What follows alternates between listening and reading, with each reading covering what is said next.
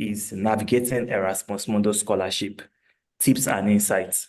And just to introduce myself briefly, I'm Iola Oladunjoye, and I have a background in microbiology from the University of Ilorin, Nigeria. And I studied an Erasmus Mundus Master um, called Leading International Vaccinology Education. So basically, it's an MSc in vaccinology, but also packed with sciences and humanities in vaccinology, basically. So I studied across four European countries, that's Spain, Belgium, France, and the UK, moving across six different universities in the process. So I spent at least, 5 to 6 months in each of these countries. So it was very, very good experience. So I just finished my Erasmus Mundus Masters, and I did my graduation last month. So it's really nice to be here to discuss about Erasmus Mundus Scholarship. So to get started, what is Erasmus Mundus? And I feel like if you are hearing for the first time, this it will be very, very good because this is exactly, the information I feel you should be hearing. And I've tried a lot to explain what Erasmus Mundus is here because before I became an Erasmus Mundus scholar, right? I always think that Erasmus Mundus scholarship is something that is very, very, difficult to get. And the reason why I always feel like it's difficult to get is because of the fact that when I just see like the names of the programs first always confuse me. So you don't see like MSc Medical Microbiology, which is something I've been interested in for a very long time.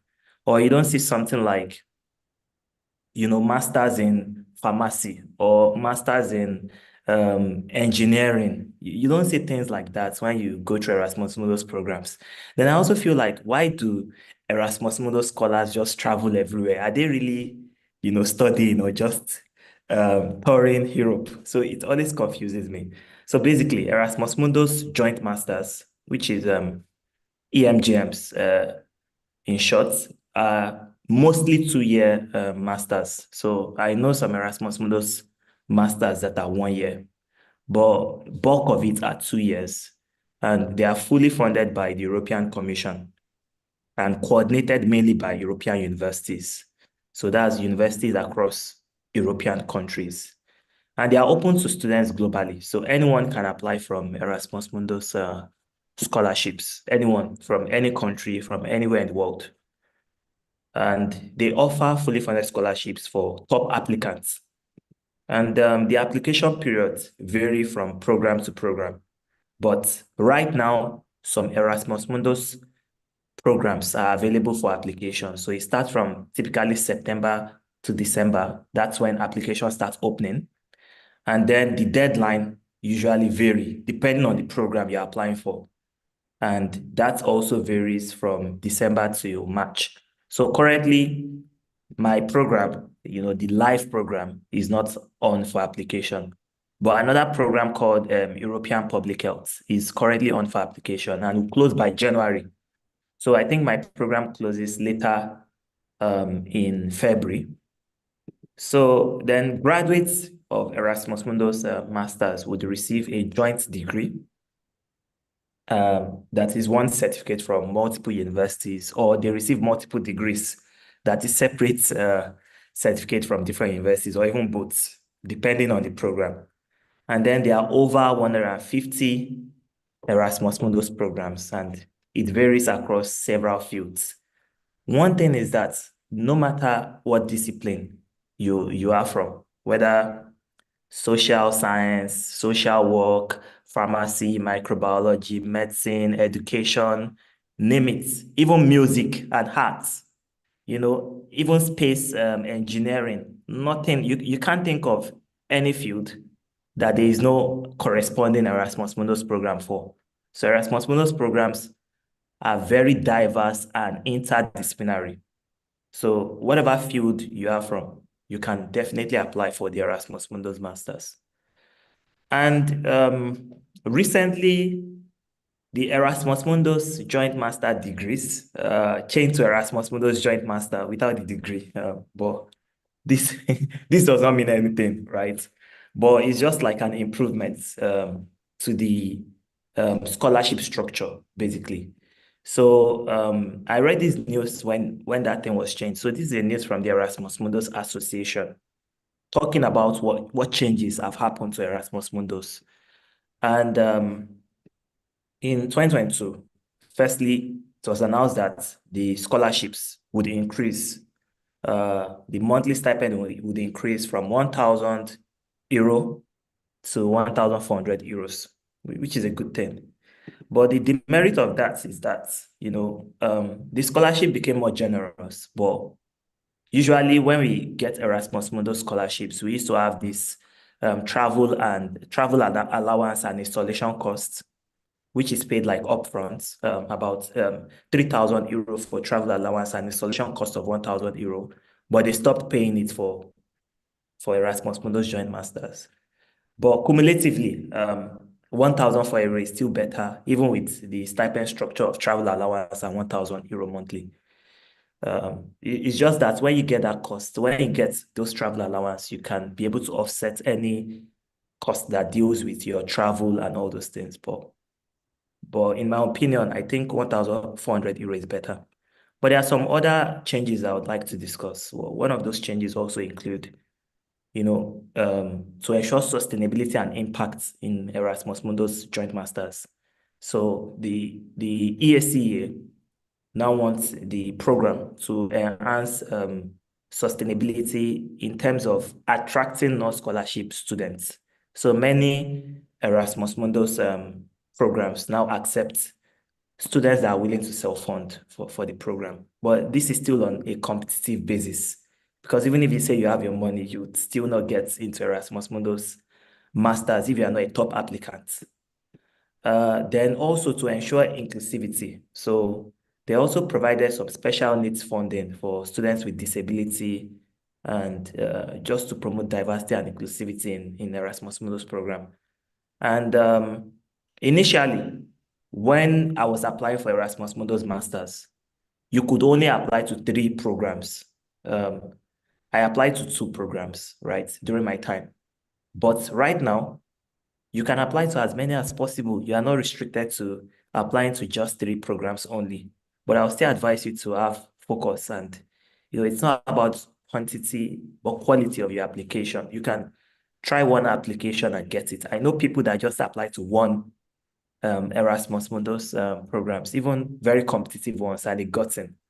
So it's not about quantity but quality, but this is still a good update, because if you have interest in various programs, you can as well apply for them if you have plenty of time as well. And they also created some institutional changes whereby the design of the Erasmus Mundus also allows partner countries to lead as coordinators of the program. So basically, Erasmus Mundus have some terms called program countries and partner countries. And program countries are countries, the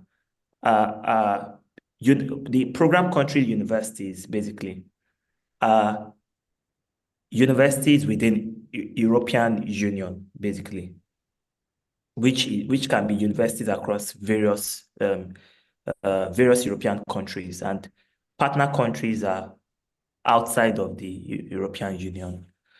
So sometimes when you get into Erasmus Mundus Masters, you could also study outside of the EU, in some countries like South Africa or even United States, if they are partner countries of your program.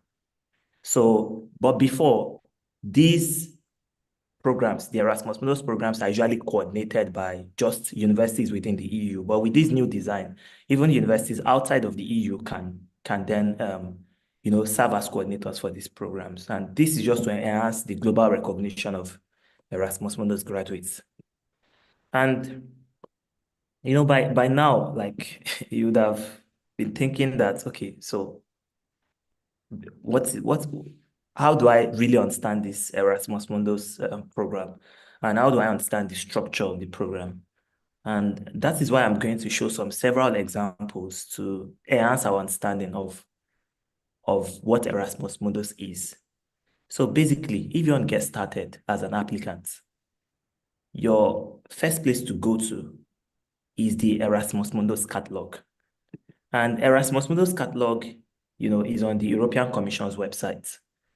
So they list several Erasmus Mundus joint masters. If you have been listening, you would hear that there are several Erasmus Mundus masters. I said there are more than 150. Currently, on the Erasmus Mundus catalog, there are 189 different Erasmus Mundus masters programs. And then when you go through it, and you can see the funny names: Emerald, Master in Georesources Engineering, or Film Memory, Joint Masters in Arts in European Film Heritage, History, and Cultures. So there are several types, and they used to have funny acronyms. Yeah, So very funny there's no way acronyms. you not see what actually interests you. Yeah, exactly. So you see, so if you go through, like, you can imagine 189 programs, like, and in fact, they are still updating the website. So they update it, during this period, because there was a time where there were over 200 programs. And because some Erasmus Mundus masters, their funding elapse after a period, and then they renew their funding after a while. So they have to apply back to the European Commission to renew the funding so they can take in more scholarship students. So when their funding elapse, sometimes they remove the programs from the catalog. So that's why I feel there are 189 programs now. For example, my program is currently not on this catalog, but they renew their funding. So I believe it would appear back very soon, especially perhaps maybe when application starts. So when you go to the Erasmus Mundus catalog, of which I have the link here, if you can copy it, but if you type it on Google, Erasmus Mundus catalog, you'd definitely see the link. When you go through the link, you'd see the various programs. And then one thing I want to emphasize is Erasmus Mundus Joint Masters don't have traditional names. So don't just go to the keyword and type MSc Medical Microbiology. You would not see anything. You would not see any useful results. Meanwhile, I've seen several microbiology graduates in different Erasmus Mundus masters. Like, Hmm. for example, in my program, leading international vaccinology education, also in another program that I got into, infectious disease and One Health, and some other programs that are not even related to, infectious disease or vaccines, like marine engineering, environmental resources, several fields that, for example, microbiology graduates can get into. But the unique thing about the Erasmus Mundus Joint Masters is they are very, very interdisciplinary, right? So in a class, you can see engineers, medical doctors, veterinarians, scientists in the same program. Yeah, you can see, for example, their public health program is actually for people from any discipline. So the European Public Health Masters, you can apply if you're a social scientist, psychologist, or even if you're a medical doctor or a nurse, any field. So it's really like interdisciplinary. And the objective of Erasmus Mundus, actually, when I thought about it, is to just, be able to study something that would give you, that real life impact. So you are studying with,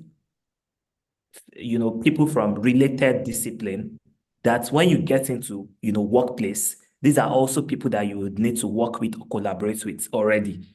And then you can have different perspective and ideas about, how to collaborate effectively and how your, study translates to real life impacts. So that's one of the uniqueness about Erasmus Mundus Masters. And then, in order to, even give you a deep dive on how to explore the Erasmus Mundus catalog and to also point out some key things, I would be showing you some examples from screenshots that will appear on the screen shortly. So I just checked this program. I didn't know about this program until today. So the program is Sarena, Safe and Reliable Nuclear Applications. So these are people that are interested in, nuclear engineering and all these things, which are quite trendy now. And then one thing that you should notice is that when you see a program, all Erasmus Mundus programs have their own program-specific websites. So for example, the Sarena has its own website where you can see, about the program, that is program description, the coordinators of the program, the consortium, the various universities in the program, as you can see on the screen, the associated partners and even contacts in case you want to ask questions. You can see that the program has two tracks, track A and track B. You can check about the fees and scholarships of the program. You can see like information about how to apply.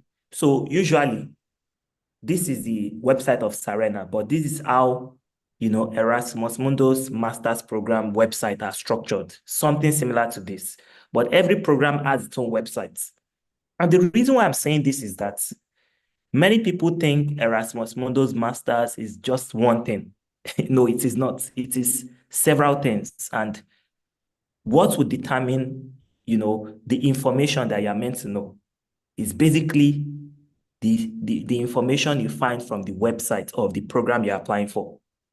So if you just hear that, oh, Erasmus Mundus scholarship is out, for a particular program, that doesn't mean that the scholarship is out for another program that you're interested in. Or there would even be scholarship for the program you're interested in. And that's what I want to explain from the catalog. So in the catalog, on the left side of the screen, the way I'm saying it here, that is where you see something called project reference. You would see an information, and I have a red I have a red box to highlight that information. So you see the project status, which is ongoing. You see the start date and end date, and I want to explain this carefully. So what this means is that, the scholarship cycle or the funding cycle for this program started in 2023 and is ending in 2030. So which means they can take in scholarship students till 2028. And the last cycle of that scholarship will be 2028 cohorts, that would go through the masters from 2028 to 2030. So if they don't renew their funding after 2028, perhaps they would have to pause the program or take self-funded students henceforth for 2029 cohorts and 2030 cohorts, respectively. So it's always good to note the start and end dates of the Erasmus Mundus Masters, of which you can also see information about this on the website. So I'll share another example. This is the Infectious Disease and One Health program, one of the programs I got into with fully funded scholarship. And you can see the end date of the scholarship is 2025, which means the last intake that would get scholarship for this program is the 2023 cohorts. Those are gotten from 2023 till 2025, right? And when I checked their website, they said the IDOH consortium informs that there will be no 2024 to 2026 intake. Thus, no students will start in September 2024. That was last year. That was this year rather, right? So meaning that last year they did not open for students. And it's always good to note these things because it states. But if you are confused about whether your program would have funding or not, you can always ask, from the coordinators of the program. You can check the contacts and shoot them an email. So you'll be able to identify if that program has scholarship or not. So Iola, that So means to that move, it's yes, very you have important it. that prospective applicants, they go through that catalog to know the program that will be funded or not. Yeah, So it is very, yes, very important. it's really important. But I should also state that, apart from going through the catalog, also look at the website of the program, because sometimes the catalog might not be updated, Dated. So just check the program website as well. And if you are confused, you Send can just, email. send email. Most of the website also have like a contact inquiry form that you would fill, and they will definitely respond to you if they are taking students. And some programs will take students, for a particular course, even if they don't have funding, but it's self-funded students, and they will state it. But if Mm. you are in any doubt, just reach out, right? Just reach out to the program and they'll tell you if they have scholarship available for students or not. So if you are applying, please try as much as possible to go through this catalog and go check the website as well, and also send email if you have any doubt whether there's going to be any funding for the program or not.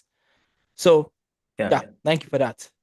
Yes. So, and when you want to apply, so you apply to the program, you apply on the program specific websites. So because Erasmus Mundus Masters, it's a consortium of different universities. So another confusion that people get into is, would I apply separately to all these universities? When you say program, they say we're a consortium of 8 universities. So, sometimes like if you don't understand the Erasmus Mundus, you'll be like, "Ah, would I need to apply to all these 8 universities?" No, you don't need to apply. In fact, sometimes you don't go to all of the 8 universities, and I will explain that. So you just apply via the program websites, right? And for programs that have like large consortium where you don't have to go to the universities, they usually have track. So you would have to choose. One thing that is very sure for Erasmus Mundus Masters is that you will go to at least 2 European universities, at least two. You would have to, the uniqueness of the Erasmus Mundus is you would have to experience two European countries, right? So for the ones that have track, they would ask you which track you're interested in. You have to declare interest for a specific track based on your interest and based on your discipline sometimes. So they may have track in, you know, different fields, and I'll still explain this. So what you just need to do is one single application, and that application covers for you getting into the program, for you getting an admission into the program, and also for you to get the scholarship. So it's not like Commonwealth shared scholarship, for example, where you would need to apply to the university first. And then when you get the offer, you would need to apply for the Commonwealth scholarship. So one application is enough.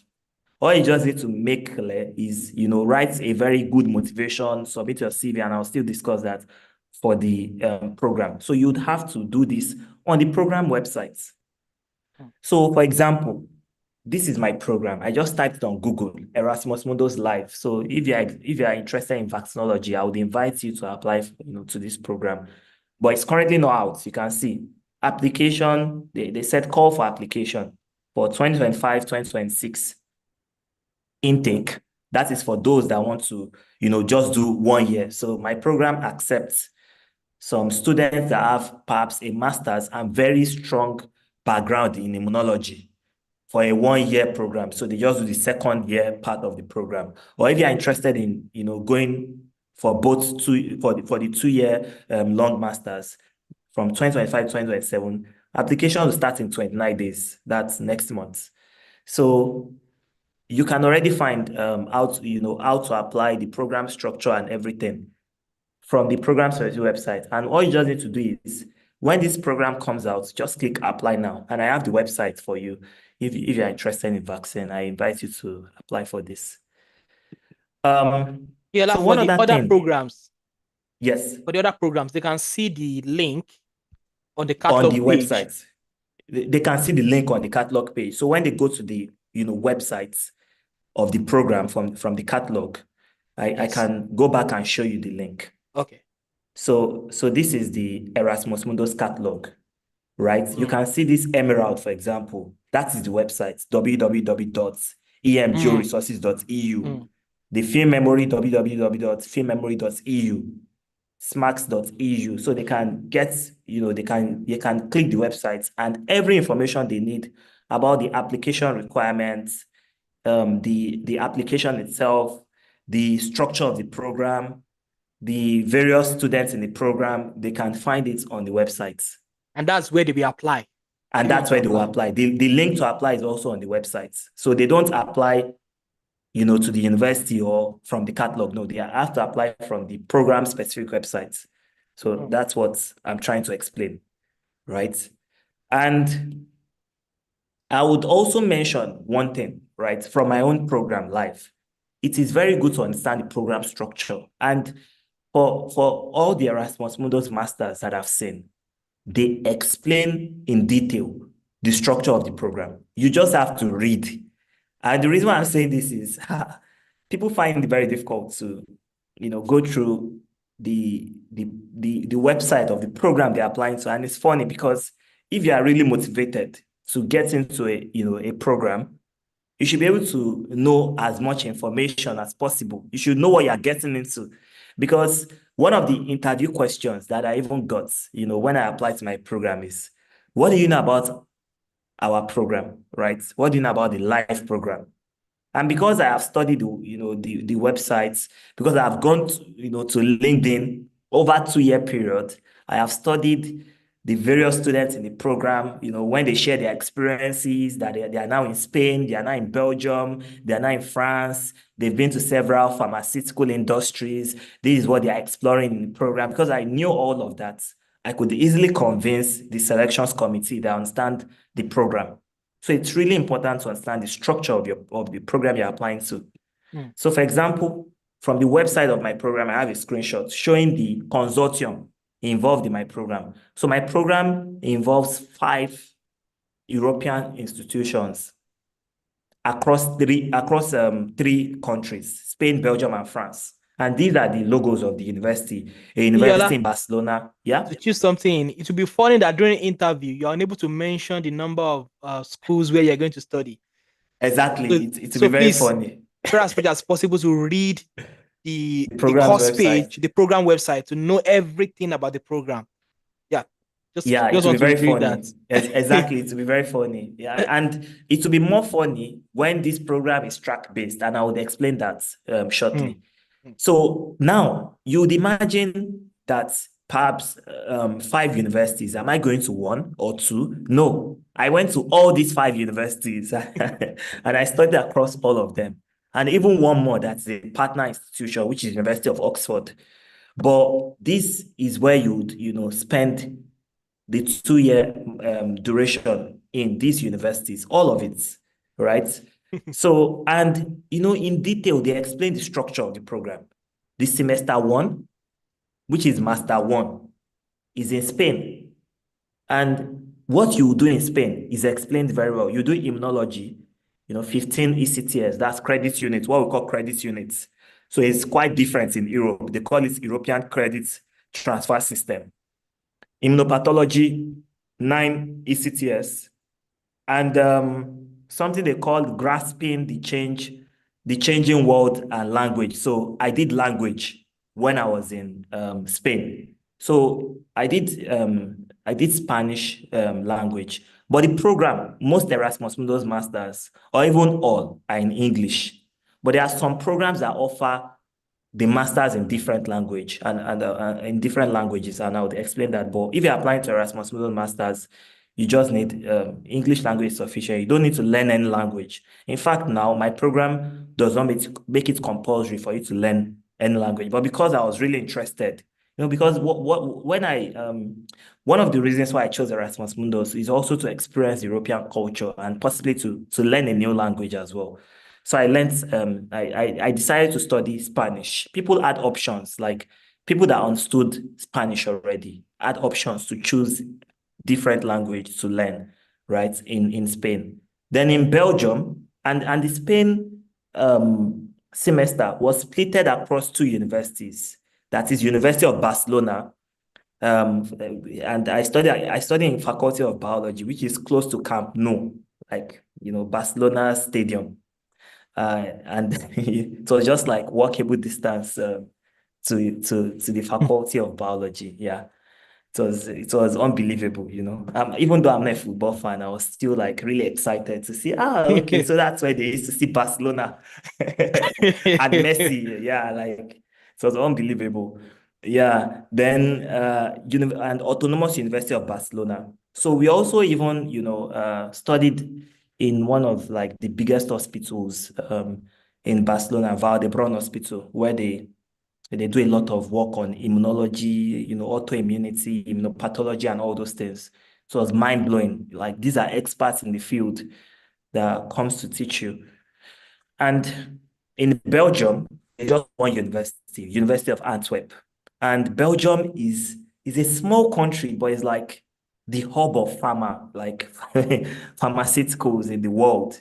You can't think of, in Belgium, we had opportunity to visit GSK, in Wavre. We also had opportunities to visit Pfizer in Porus, also in Belgium. And in my school, University of Antwerp, there's also Vaccinopolis. So Vaccinopolis, they do chimp studies. That's the human challenge trials. And it's, That means they are strategic in selecting the university. yeah, they are very strategic. So in Spain, Mm. it was more of immunology. In fact, the Spanish semester is masters in advanced immunology and immunopathology. So we actually did some of our course modules with those that are enrolled in that masters. So it's a national masters in Barcelona. And Mm. it's actually also like, for example, it's a masters between University of Leeds, University of Barcelona, and Autonomous University of Barcelona. So that's what they do. Like they have a course called immunopathology. Then in Belgium, I did a master's in infectiology. That's infectious. It was more of like infectious disease and vaccinology, right? So, and that's why we had the opportunity to visit various pharmaceutical industries in Belgium, right? And Yeah, also that like means that interact. it's very, very important to actually check the program to be sure that you like the content, you like what you are Exactly. going because it's stressful, right? Yeah, it's very stressful. Like when I was in Spain, I write exam every 2 weeks in Spain, right? So for some Erasmus masters, I was catching up with some of my other Erasmus Mundus colleagues. Just Mm, yesterday we had the hangouts, online hangouts, and some people were saying they write exam every 2 weeks like me, and some people were saying no, in their program they don't write exams. They mm. just do like design, depending on their program, just like write 10 papers, they don't Mm. write exams. So it depends on your program, really. But in my program, especially in Spain, I was writing exam every 2 weeks, and these are difficult concepts to grasp. And a lot of cutting edge research were being taught. So you have to just be on your toes. So Because that it simply was means you really really, need to like the yeah, program. You really need to yeah. like So it. So read the yeah, course, the program page to know everything about it, so that you everything. can know that is this. If you really like this program in the first place, Yes. yeah, There's a real chance of failure, but if you like the program and you're very motivated, you yeah. won't have issues. So in Belgium, we did infectious disease, we did vaccines. It was mind-blowing, right? And then in France, also between two universities in France, Université Lyon, that's University of Lyon, Claude Bernard Lyon 1, is one in France, en d'autres, and Université J. Monnet Saint Etienne. And basically, what we did was also like immunology, like various aspects of immunology, neuroimmunology, oncoimmunology, and also research, clinical vaccinology, and industrial vaccinology. So we also visited some pharmaceutical companies in France. Boehringer Ingelheim, which deals with animal vaccine. That's the biggest pharma in animal health. And Sanofi Pasteur. Yeah, so we visited that as well. And we also went to Paris. At Paris, we went to IDMIT, that's Infectious Disease Model Institute. So it was really nice. You have that industrial interactions. And we're not just going, it was not excursion. We're learning there as well. Sometimes we spend like almost a month in some of these institutions that I mentioned. And it also allows us to, interact with some of these industrial experts. And it's of no surprise that sometimes we meet alumni of the program in these institutions too. So it's not surprising that you would see people from my program ending up in big farmers Mm. if they're interested in industrial aspects of vaccinology. But my program was not even just focused on vaccines. It's like everything related to vaccines. So even in France, we're doing humanities and social sciences, we're doing training in communication, dealing with issues like vaccine hesitancy. So it was not just the sciences, the basic sciences of vaccine, but also Mm. social sciences and humanities. And then the final semester, which I did at Oxford Vaccine Group, with the same team that developed the COVID-19 AstraZeneca vaccine that I took, and many of us took in Nigeria. Yeah, I spent 6 months there. So each of these countries, like you have to spend like 5 to 6 months per semester, and that's what makes up the 2 years. So that's where you do your research. So they are partners with my program. So that's where we did, that's many of my colleagues traveled across the world, and that's why they said semester 4 worldwide, right? So I had friends that went to Moderna in the US, which is another big pharma that brought out the mRNA vaccines for COVID. Some friends went to, several scattered across several European countries, right? So it's a really great opportunity to also have hands-on experience in the field of vaccines. So you can do it in either higher institutions or pharmaceutical industries, or even do it in public health, right? If you're interested in public health aspect of vaccines as well. So this is the structure of my program, right?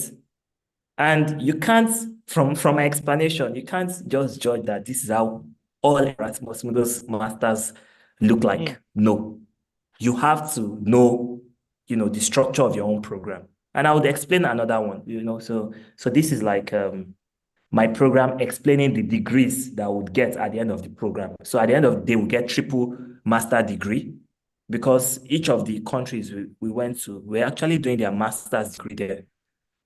So this is just an explanation, which you would find in any other program's websites.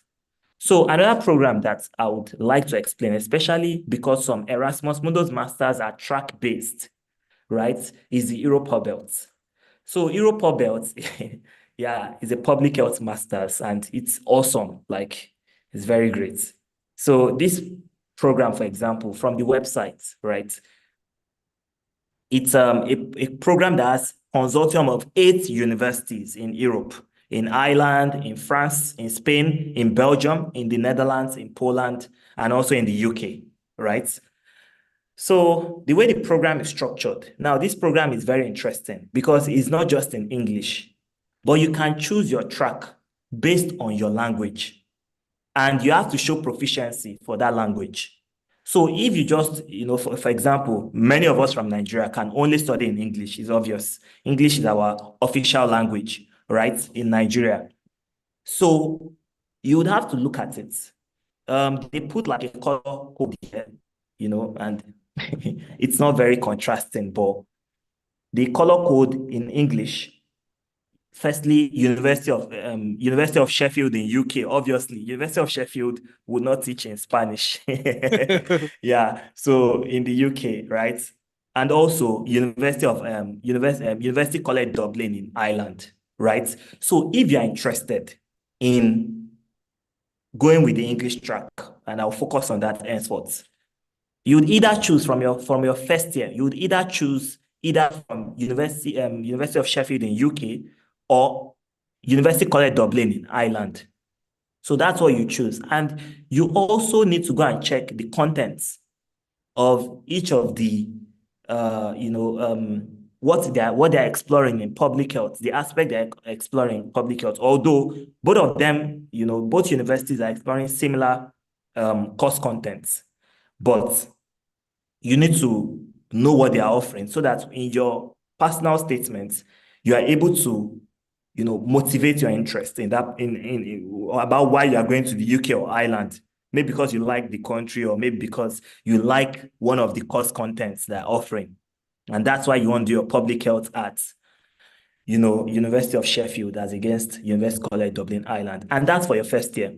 So then they also have something I'll call a summer school. They call it integration module, where you do in France. So this is where, the way they call it integration, this is where all the students from all the universities, all the 8 universities would come for like 3 weeks between June and July to interact with each other, and they will just do one course. They call that course building innovative and sustainable solutions to global health challenges. So they do like projects together, present some of these solutions to trendy global health challenges of that time.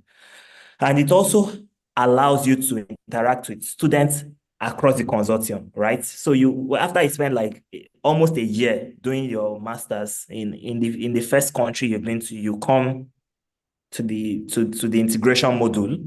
I also did something similar in my program, although people in my program didn't have to choose between universities. I also had like a summer school of vaccinology where we had the opportunity to interact with students that are really, or even professionals that are interested in the field of vaccinology, right? So many Erasmus programs used to have something similar to this. And then the second year is a specialization, right? This is why Europe Belt is a double master degree. The first year is a master's on its own in public health.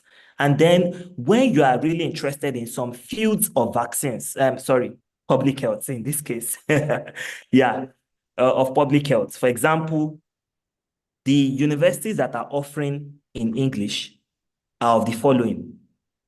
You can see, I'll start from the bottom, Jagiellonia University in Poland, and their own specialization is governance and economics of health systems in transition. So if you are interested in that field, and you can check the course content, they have it on their website. If that's, this like health economics. So if you are passionate about health economics, you go to that, you choose that track for your second year. But if you're interested in, for example, biostatistics, you can see a university in France, the School of Public Health in Reims, they do advanced biostatistics and epidemiology. So if that's what you're interested in, you go for that track. So you have to choose two universities that you would go to, right? Based on your language competency, which is English. You would not choose a university in Spain, for example, that offers in Spanish, right? Specific for this program, right? You not choose that and say, oh, you want to go to University of Granada. Do you know how to speak Spanish, or or do you have a language proficiency in Spanish? So these are things that you need to study. So even though it's a consortium of 8 universities, if you don't clearly state where your interests lie in the field of public health, which of course is wide, and that's the uniqueness of this program, because in the first year you do like something like general public health, right? You learn everything public health that people do generally in several universities. But in your second year, you're able to subspecialize in a field of public health that you are really, really interested in. So you have to understand the program. And you can see that this is different from my own program where I had to study across 5 universities in Spain, Belgium, and France. So how do you then apply for the Erasmus Mundus Joint Master? The first thing is understand the application requirements. And the general application requirements of Erasmus Mundus Master include have your BSc or BTech or BPharm, LLB, be whatever, right? Have your first degree or even HND. Yeah. So HND gets into Erasmus. You guys So want to have take maybe that. like 5 minutes break to drink water. That's also fine. Okay, I can continue. I'm Okay. almost done. All right. Yeah. Have your first degree certificate, right? Then have your transcripts, right? Have your transcript that details the courses that you studied in school. The unofficial transcripts. Unofficial transcripts simply means a transcript that is in your hands. For Erasmus, right?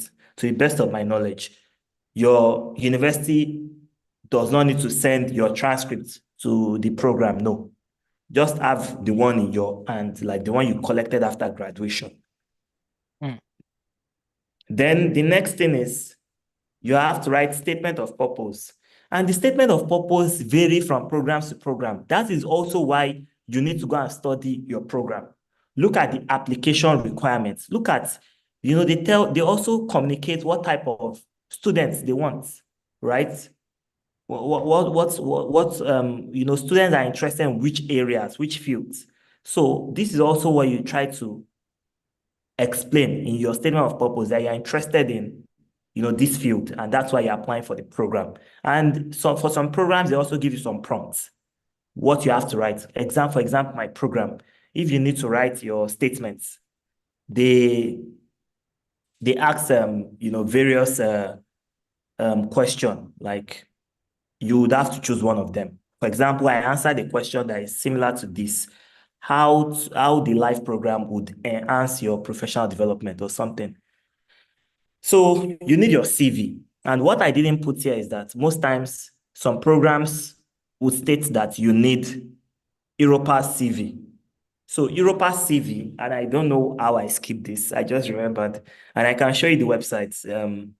And it's also present in the document that I'm going to share during the course of this presentation. So you need a CV. For some programs, they accept any type of academic CV, but for some programs, they will tell you they prefer or they don't even want any type of CV apart from the Europa CV. So you also need recommendation letters, and this you can get from an academic or a professional referee. And it also depends on the requirement of your program. For some programs, they can accept professional referees if these programs actually even want people that have experience in that field. Mm. You understand? So, for example, you might have done a specific area. Maybe you have a BSc chemistry, but you're applying for a program that is focused on computer science, right? If you have some coding experience and you've been like a software engineer for like, your throughout your professional life, you might be eligible for that Erasmus Mundus program if they emphasize experience, right, in that program. So Erasmus Mundus programs, many of them are also not cast in stone. Like maybe you have BSc chemistry, then you have to apply to chemistry related courses. No, they are so interdisciplinary, and they also emphasize on professional work experience as well. So then English language proficiency, which is IELTS or TOEFL. Some programs do not compulsorily require English language proficiency from Nigerians, right? So you can submit a letter from your school that states that you are being taught in English, that the medium of instruction for your BSc is in English. But for some programs like Europa Belt, you need to submit an English language proficiency in English language. Yeah. And Europa Belt is currently on if you're interested in applying. So then you need a proof of residency. So yeah, it's they just want to know your like where you stay. So you can get a letter from your employer that states your address, or you get like a letter from your local government that you are living, in that local government and they state your address. So many people used to have concern about this, but it's not a big deal. And in fact, I don't think it determines whether you get the scholarship or not. Yeah, right. But you need to submit it. You need to submit a valid proof of residency. It's really important. And I think it's just because of the fact that the Erasmus program tries to bring students across the world. And there are some rules in Erasmus. For example, they can't take in more than 3 students from a nationality, right? So you can see 2 people from Nigeria, 3 people from Egypt, but you can't see 5 people from the same country in Erasmus Mundus Masters. But also, if you have spent more than a year in a certain country, like in Europe, for example, if you have stayed in France for like a year or more, they would see you as an applicant from France, not from your country, Nigeria. So I think this is why the proof of residency is really important, just to ensure that the program is really inclusive of students from different nationalities and places in the world. So how do you then draft a winning application? What I would just advise you is that study extensively the Erasmus Mundus Nigeria guide. This kudos to these scholars that brought up these documents. I read it when I was also applying to the program, and it was very helpful. It has links to every resources you would need, including the Europass CV that I mentioned. So this was a document, this handbook was done by scholars from Nigeria. And it's like, I would say the Erasmus Mundus Bible, really. Yeah. So it's a very good document. And they also have a Facebook page. This Facebook page is very popular, even across different scholars from other countries. This is like the haven, the safe haven of Erasmus Mundus for many applicants, especially in Africa. So they also share testimonials of scholars, from Nigeria, and they tell you what they've done, how they package their application and all those things. They share their experience, what they feel made them got into the program. So if you can spend your time to read through all of these review, uh, you would actually have a very good understanding of Erasmus Mundus, especially for your own specific programs. And Erasmus Mundus Nigeria also offers like free services for review, application review. So if you submit your documents early to them, they would share it with scholars in the programs already to help to review your application. And this is free. So it's like a very good association. And kudos to Erasmus Mundus Nigeria once again. So I'll just share some of the testimonials of some Erasmus Mundus scholars, what they think helped them get into their respective Erasmus Mundus programs. One of it is academic excellence, obviously. But the interesting thing about Erasmus is that we've seen people with second class lower and HND get into it. So Erasmus Mundus is very fair in review. And even if you go through your program specific websites, they will tell you, what percentage they offer various aspects of the application requirements. So they can tell you academic excellence is 20%, motivation, 20%, relevant work experience, 30%, recommendation, 10%. For some Erasmus Mundus program, they actually break it down. So if you don't have a first class or a 2-1, your relevant work experience can help you as well. And I must also say that volunteer experience counts as relevant experience. Then research experience also matters. If you have some research experience in the field you're applying to, of course, and you have publications in peer-reviewed journals, that will be very helpful. And if you have also been to conferences, both national and local conferences, and both national and international conferences in your field, of course, put it there. In fact, the Europa Belt program emphasize that you have international prospects or projects. That is, you've been to international conferences, you've had some international work experience. In the application form, they ask these questions, and it also counts for you to get into that program. For some programs, it may not be a big deal, right? So remember, Erasmus Mundus programs are program specific. What happens in this program may not necessarily be applicable to the other program. Then many scholars also say that doing online courses, with certificates have helped a lot. So you see Erasmus scholars, personally, I submitted more than 30 related online courses. I combined everything because I was really interested, and I'm still interested in antimicrobial resistance, right? And my motivation was to study vaccinology, to be able to get that science of vaccinology to profile solutions to drug-resistant pathogens and also emerging infectious diseases, right? So, and I've done so many online courses on AMR, a lot. I've been to several AMR conferences, presented at, several AMR webinars, all those certificates. I brought it together. Some other certificates that are related to the course contents like immunology, vaccinology that I've done on Coursera. All those conferences, I brought them together and then combined it into a document. And they said, attach a supplementary document. And it was just like, so it's a way of showing your motivation, for the program as well. That something you're interested in, you can, is this something, if you say you're interested in the field, then it should be something that when they wake you up, you are willing to talk about, you are willing to discuss, you are There should willing be to proof. learn. There should Yes, be and proof these that are, yes, indeed you are interested in this thing. you're interested in this. So I think online courses have helped many scholars. That's always recurrent.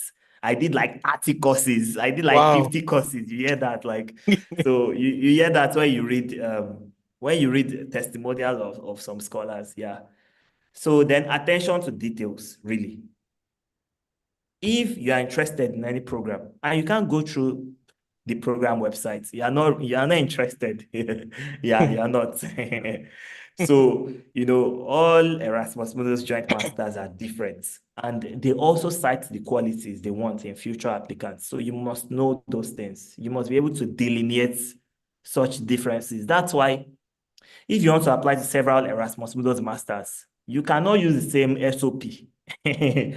For Commonwealth shared scholarship, for example, if you apply to like, all those universities that offer public health, you can literally just change the name of the Yeah. universities now for your Mm. SOP. You can submit the same SOP, like development impact statement, 1, 2, 3, 4, submit the same personal statements, volunteering experience, because you're applying to a field, Yeah.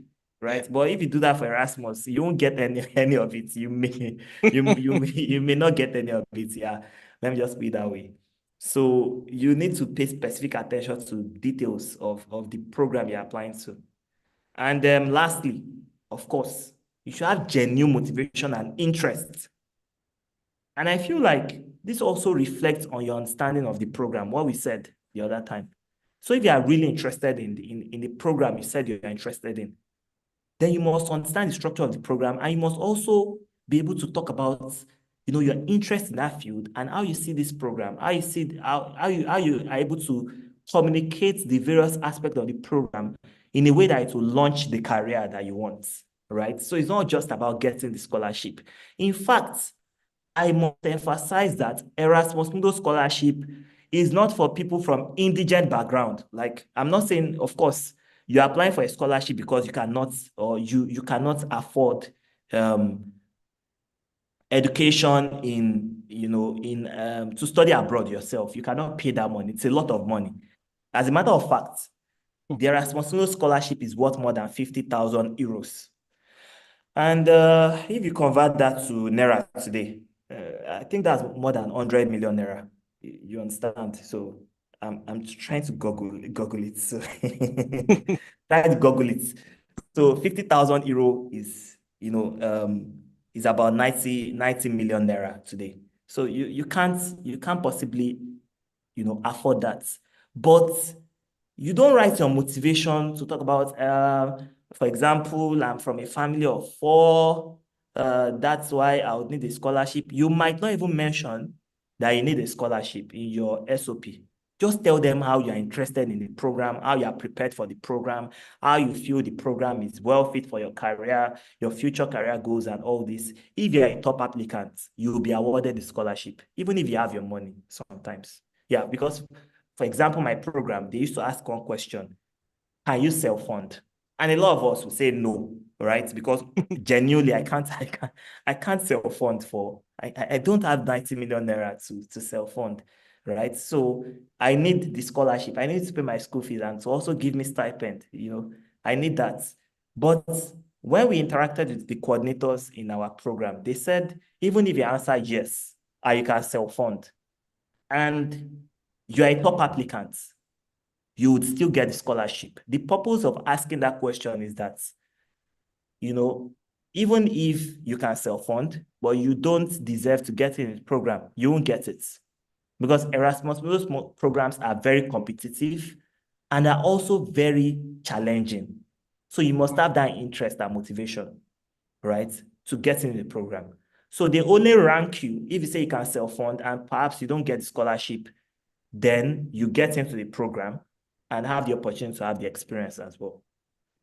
So Erasmus Mundus is life-changing, and I'll just share my own experience. In 2022, I won scholarships. Like I won 2 Erasmus Mundus scholarships to study infectious disease and world health and leading international vaccination education. But I also got into 3 fully funded PhD programs in the US. But I didn't go for this. Not that I was not interested in the research, but I liked the idea of Erasmus, all right? And this is my story, really. I lived in 4 countries. You can imagine. It's really stressful, I must say. It's not easy. The challenges are there. Like, I missed my family across this period. I have to adapt quickly to living in a different place. I never left Nigeria till the point where I applied for the Erasmus program. So imagine living in Spain where almost everyone, like 99% of the country speaks Spanish, right? So you only have the opportunity to interact in English within the academic environment and with your colleagues. And even the English language is different, right? Different accents. So the way I'm talking now, I believe all of us understand me. But if I talk like this, they might not get what I'm saying, but I'm speaking English. And then when they also speak English, I'll find difficult to hear because of the different accents. So I also stayed in Belgium, I stayed in France, I stayed in the UK. It's like the world opening up to you, you're able to experience every like massive, massive connection, information, and I wrote to the universities that I went to, Barcelona, Antwerp, Lyon, and Oxford. Really, really great experience. And I studied with 22 colleagues from 18 nationalities. And we used to do, if you check my Twitter or X, I share many of these experiences. We cook food from our countries. We share some of this food with ourselves.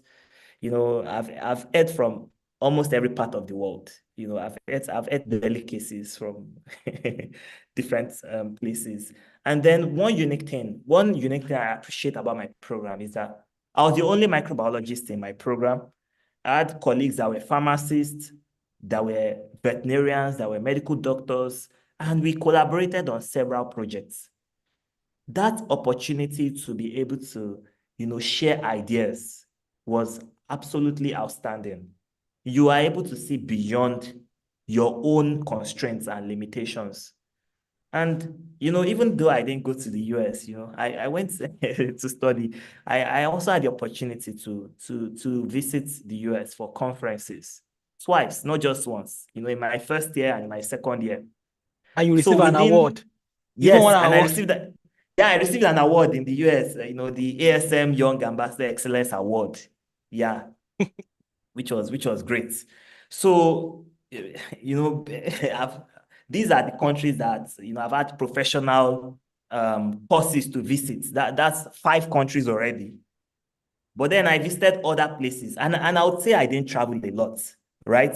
So you being in the EU affords you the opportunity to visit all the Schengen countries. So I have friends that during the duration of the program, they've been to more than 20 countries. Like they just travel any weekend, any holiday. Oh, there's a public holiday in Spain today. You see them in Norway, or you see them in Finland, or you Your see visa them in can carry you Belgium, there. or you see them in Rome. Like they just go, like they just any small thing, they are traveling. I yesterday a friend was saying that he went from, I think he was in France. No, he was in Germany. Then he came to Strasbourg in France to play football, just to play ball.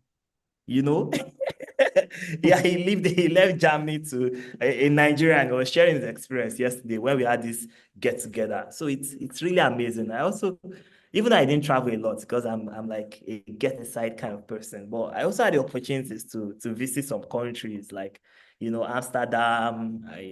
I went to Montenegro, is an Eastern European country. Having the UK visa gives you like visa free to go to that country. I also went to some country. I shared this on X. I can't remember. One day I would sit down and think of all the cities I've been to, and the countries, but they were quite a lot, but not very much. But I still have the opportunity to travel. And then I bagged triple master's degrees. Like, what else are you asking for from a scholarship? This is amazing, really. So, and I think this is like the end of my slide. Thank you for listening. And there's this quote that I found when I was applying for the Erasmus program, that Erasmus is the beginning of the rest of your life. And I think that's really true because, after finishing this program, I've been feeling very nostalgic, right, about my experience. And then I just feel like, have I been dreaming for the past 2 years? I hope I don't wake up. If this is a dream, I hope I don't wake up, I hope it's not a dream. I hope they won't wake me up in the next minute and say, oh no. So I've been imagining, so I've been delusional because it's really amazing to be an Erasmus Mundus scholar. And I shared my graduation picture to motivate you all. If I can do it, I think anyone else that is listening today can do it. I Yeah. can see my bright teeth out there that I won. I came and saw and conquered. Yeah, so thank you for listening. And if you have any question, I'll be willing to answer. Then maybe we can have that break and I would attend to questions. Yeah. Okay. Thank you very much, Yola. I mean, this is fantastic. Uh, I think everyone is motivated and they've learned one or two things. So let's just have like 2 to 3 minutes break so that our speaker can drink water. We are going to have question and answer. So if you have any question, please kindly type them in the chat box. So um, yeah, please do that. If you have any question, we have a lot of questions already, quite a lot. So, but let's give our speaker 2 to 3 minutes to drink water, and it's going to be back uh, to answer our questions. So, thank you very much, Yola, for this, and we really appreciate you. So, we are going to start again at 5:15. So, thank you very much. So, if you have any question, please kindly type them in the chat box. If you have any question, type your questions. So we are waiting for our speaker to just to have like 2 to 3 minute break, and we are going to start again. I mean, this is fantastic.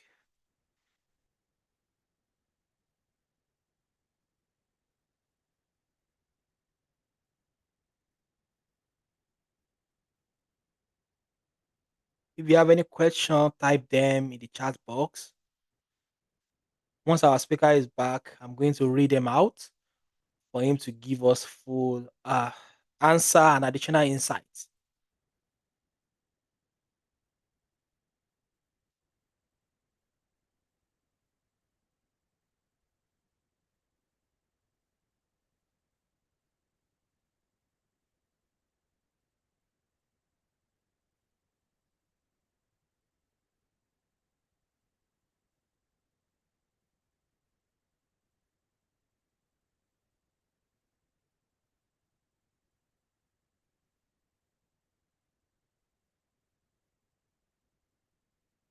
If you have any question, type them. Our speaker will soon be back to answer all of them and give you additional insights. Don't leave yet. I'm sure it's going to have more insight to share based on the question that you ask.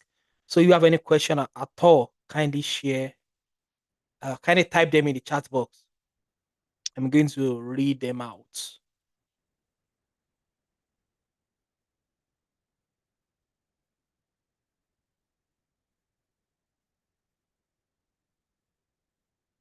Erasmus Scholarship.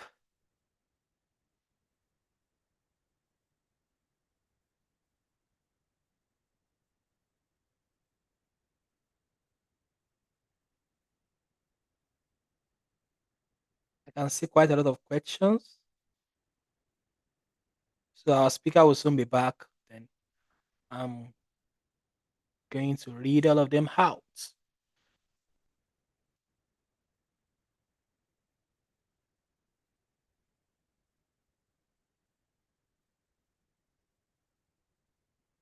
You can see how amazing it is for you to study abroad without paying, like, you're not paying anything. Nothing is coming out of your pockets. You're not paying anything and you're getting paid, They are getting paid you know? to Yeah. study. So it's amazing. It's really amazing. Like,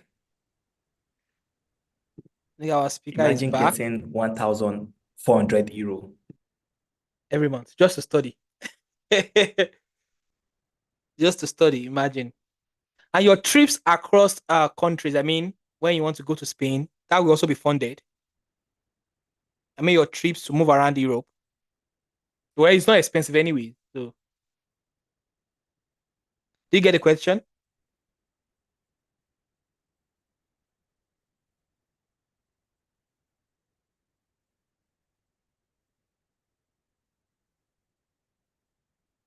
I think you're muted, Yola.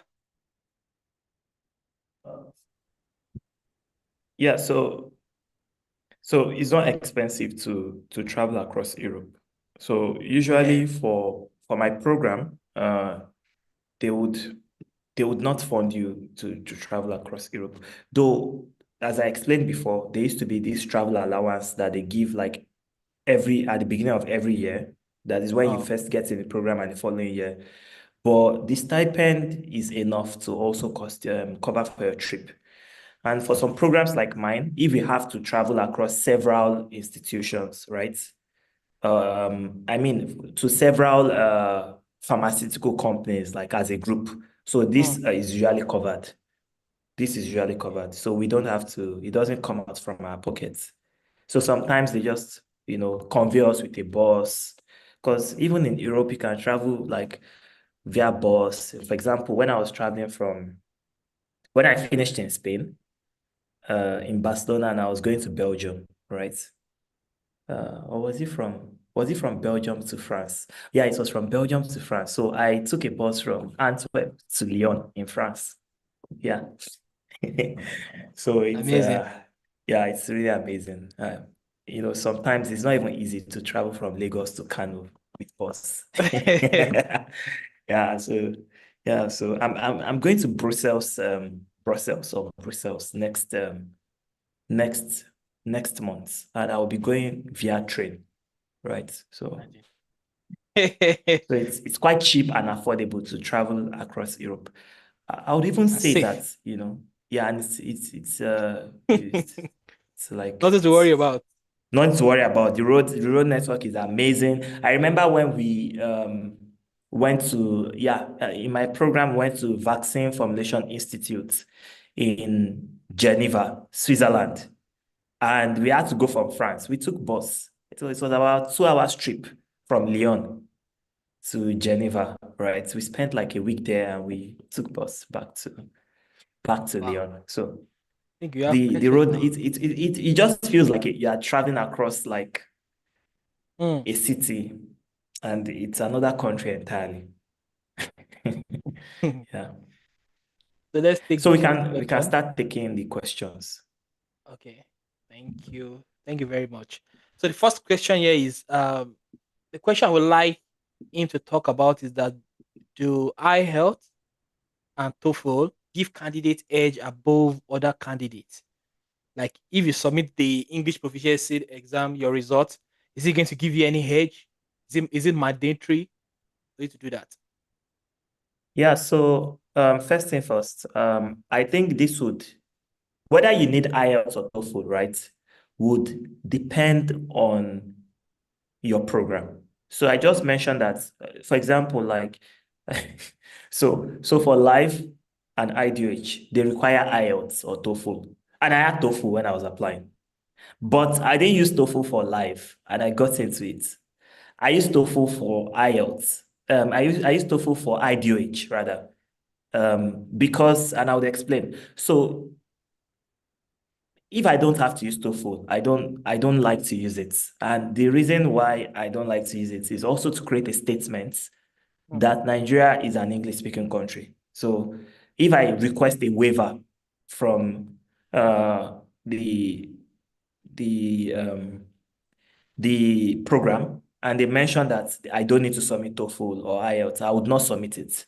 So I think, especially for Erasmus, and I'm not talking about other scholarships, right? I'm talking about Erasmus Mundus. I think IELTS or TOEFL, right? If it's not compulsorily stated that they require it, if they would waive it for you, it's just for eligibility sake, right? So it's just to know that you are proficient in English and you can excel in the program in English. So does it increase So your chances of getting per I se? don't think it increase your chances. Maybe for programs that they tell that it is really important to have English language proficiency, maybe it would help. But I don't think it's because of course for some countries they won't even need to submit this at all, right?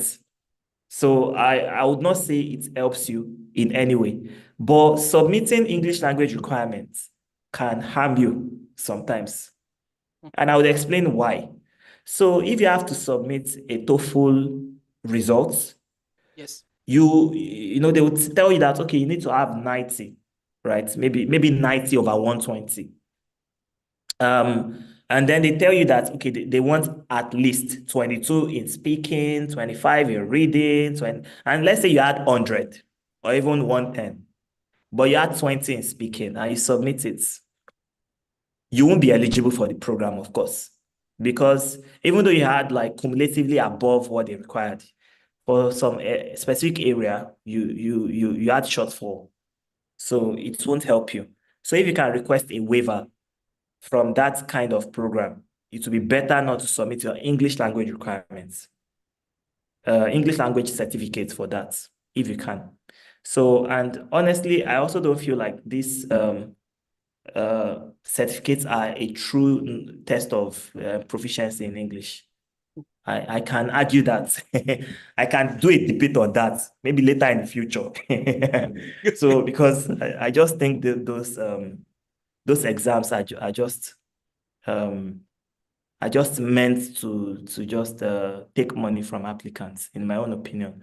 But so for some Erasmus programs, it's required, and and it makes sense. For example, the Europa Belt program, actually, they want you to submit an English language exam because they also have, even if you want to go for the French track, for example, all right, if you have proficiency in French, it will help you. So you have to submit that. So I've seen for some Erasmus programs that maybe because some Nigerians have other language skills, like they can speak other language, it gave them edge to go to that program. Maybe, for example, the program also offered tracking or other languages, and they said they were interested in that and helped them.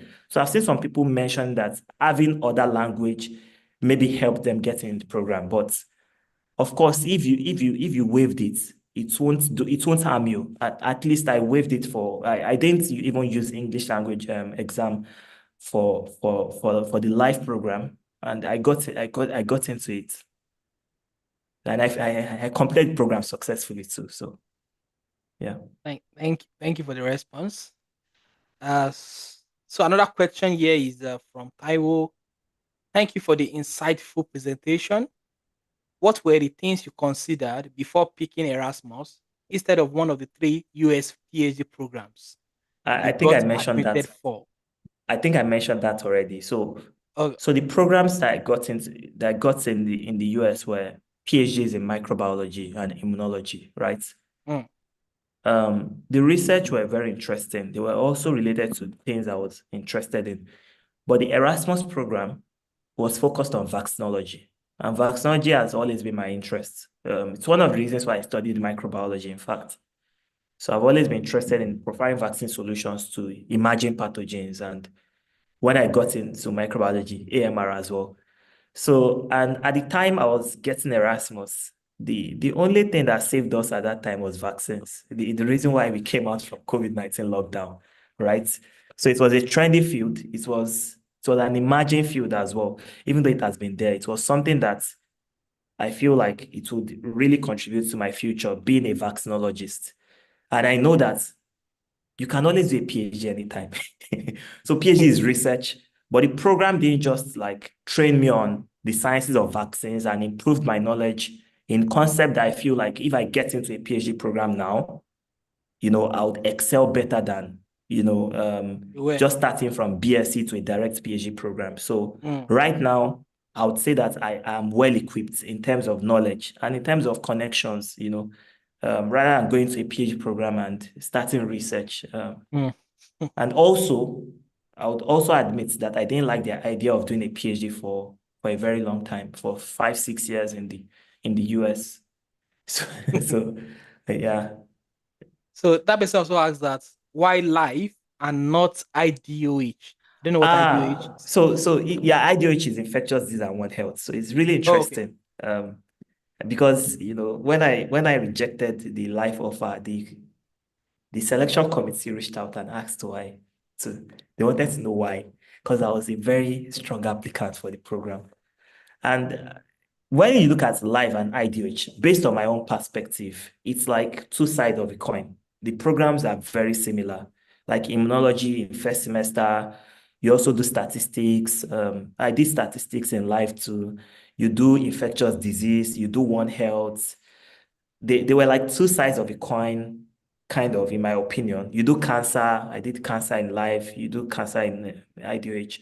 But I felt like life program was focused on vaccines. Mm. Even though I've seen some IDH master's graduates doing projects in vaccines, like PhDs in vaccines, and working in even pharmaceutical industries that I've been to in the life program. But I just wanted to streamline my option. I wanted to go for something I felt much more passionate about. So when I had the two options, I could choose what I wanted. So both programs are amazing, and a friend of mine got into IDH later. And we used to share ideas, and yeah, it was like very similar. In fact, one of the universities was the same. So yeah, Autonomous University of Barcelona. So that's why I went for life. So it's a matter of interest and option. Though I was also interested, if you looked at my work before I got into Erasmus, you'd think it would have made more sense to choose IDH, because I've always been an advocate of One Health. I've written like lots of research papers on One Health, done some advocacy in that area, some awareness programs. And I think that was in a way the reason why I didn't go for IDH, because I felt like I've also had that experience, when it comes to One Health. So why not do vaccines? And when you look at Nigeria now, Africa at large, one of our focus is to be able to become vaccine, independent. We want to start producing, manufacturing our vaccine. That's one of the goals of Africa CDC, right? So we need more technical expertise in that regard. And I felt like this is an opportunity to learn vaccines and to also contribute to Africa later in the future. So if I get that opportunity, of course, I will be able to, contribute to my country and to my Definitely, continent. Yeah. definitely. Thank you for that. Uh, so you walk from class to stadium. Yes, Like, yes, literally. Yeah, yeah. Sometimes before we start class, you can just go to the stadium. interesting. After Erasmus, can you get a post-work, uh, maybe post-study visa? Yeah, yes, you can. In fact, yeah, I'm still in Europe. So on a post-study visa. It's not called post-study visa where I did it. So it's called job seeking visa. So they call it different types of names. But in fact, for my program, you can apply to post-study visa in all the countries you you study that, in Spain, in Belgium, in France, and also in the Netherlands. Right? There is one thing they call orientation visa, of which students that study in the Netherlands apply for. Right? If you studied any Erasmus program and you didn't even study in Netherlands, you could apply for that visa as well, because it's one of the requirements. If you have studied any Erasmus Mundus joint master degree, you can apply there to look for a job or a PhD. So an Erasmus Mundus master is better than Chevney and Commonwealth in terms of they don't force you to go to your home country. In fact, they Mm, want you to remain here. I think so. wow. Yeah, I think. So you're going to get a post-study visa of how many years? Mhm. Just It depends on the country, right? okay. So I've had friends that said they got 18 months, for example, in Germany. Mm, Um, for me, I got I don't know yet, but I think it's a year. I have a temporary document, so I've not seen like but I think it should be a year. So it depends on the country where you're applying at, and also the it's country specific. So it depends on what is obtainable where you're applying. okay. Thank you very much. But the Um, thing is, but I would also mention that the thing is, many like at least some Erasmus scholars would not even need post-study, because I know more than three people that got PhD offers before they finished Erasmus Mundus programs. And quite a lot of people in my program, right? And the three people I mentioned are just Nigerians, Nigerians that I know. So they just finished and they've started their PhDs already. And many of the people in my program also had like job offers in various industry. I must admit that this is challenging. Of course, it's difficult to get PhD offer or job offer anytime, anywhere, really.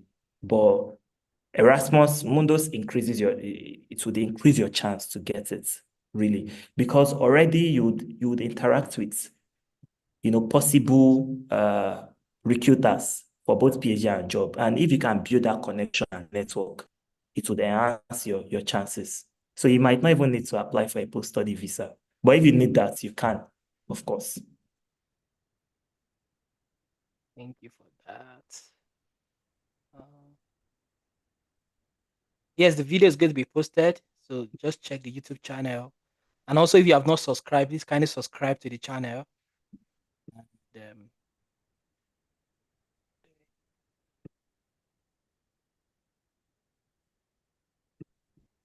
so the slide, are you happy to make the slide available?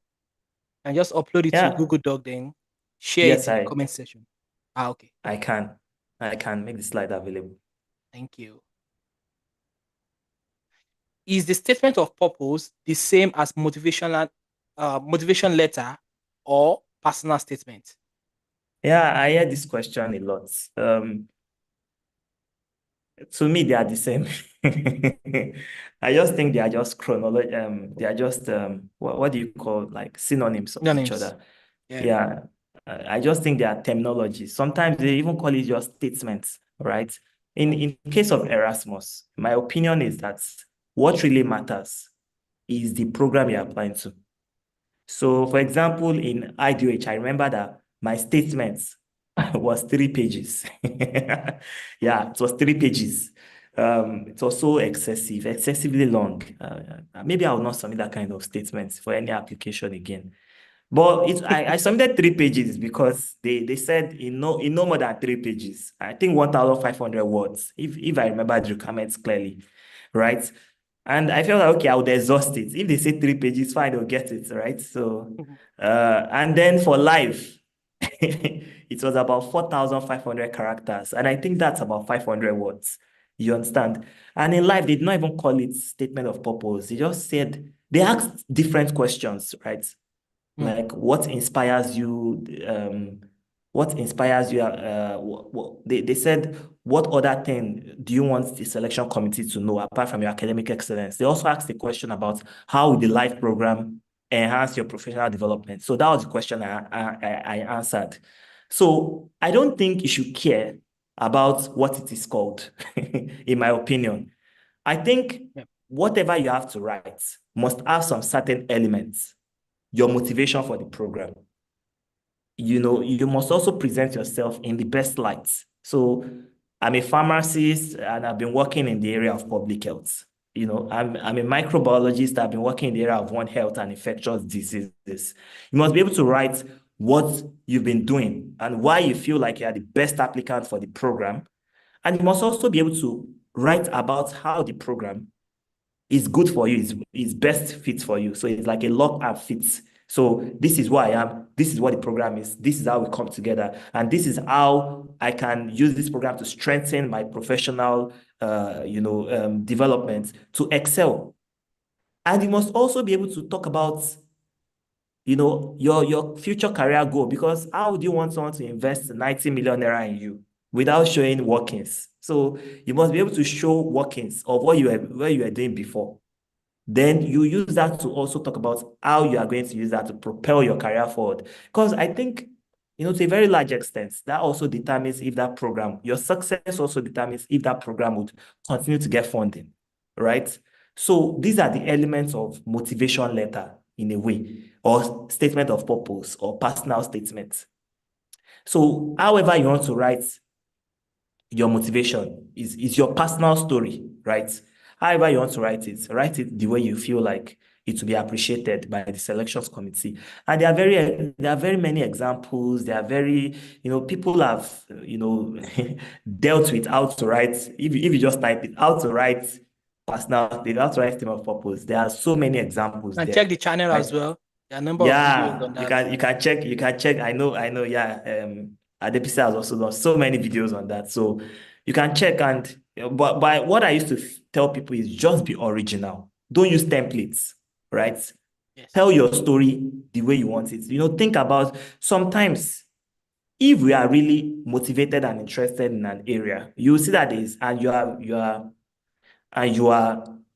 a proactive person. Let me put it that way.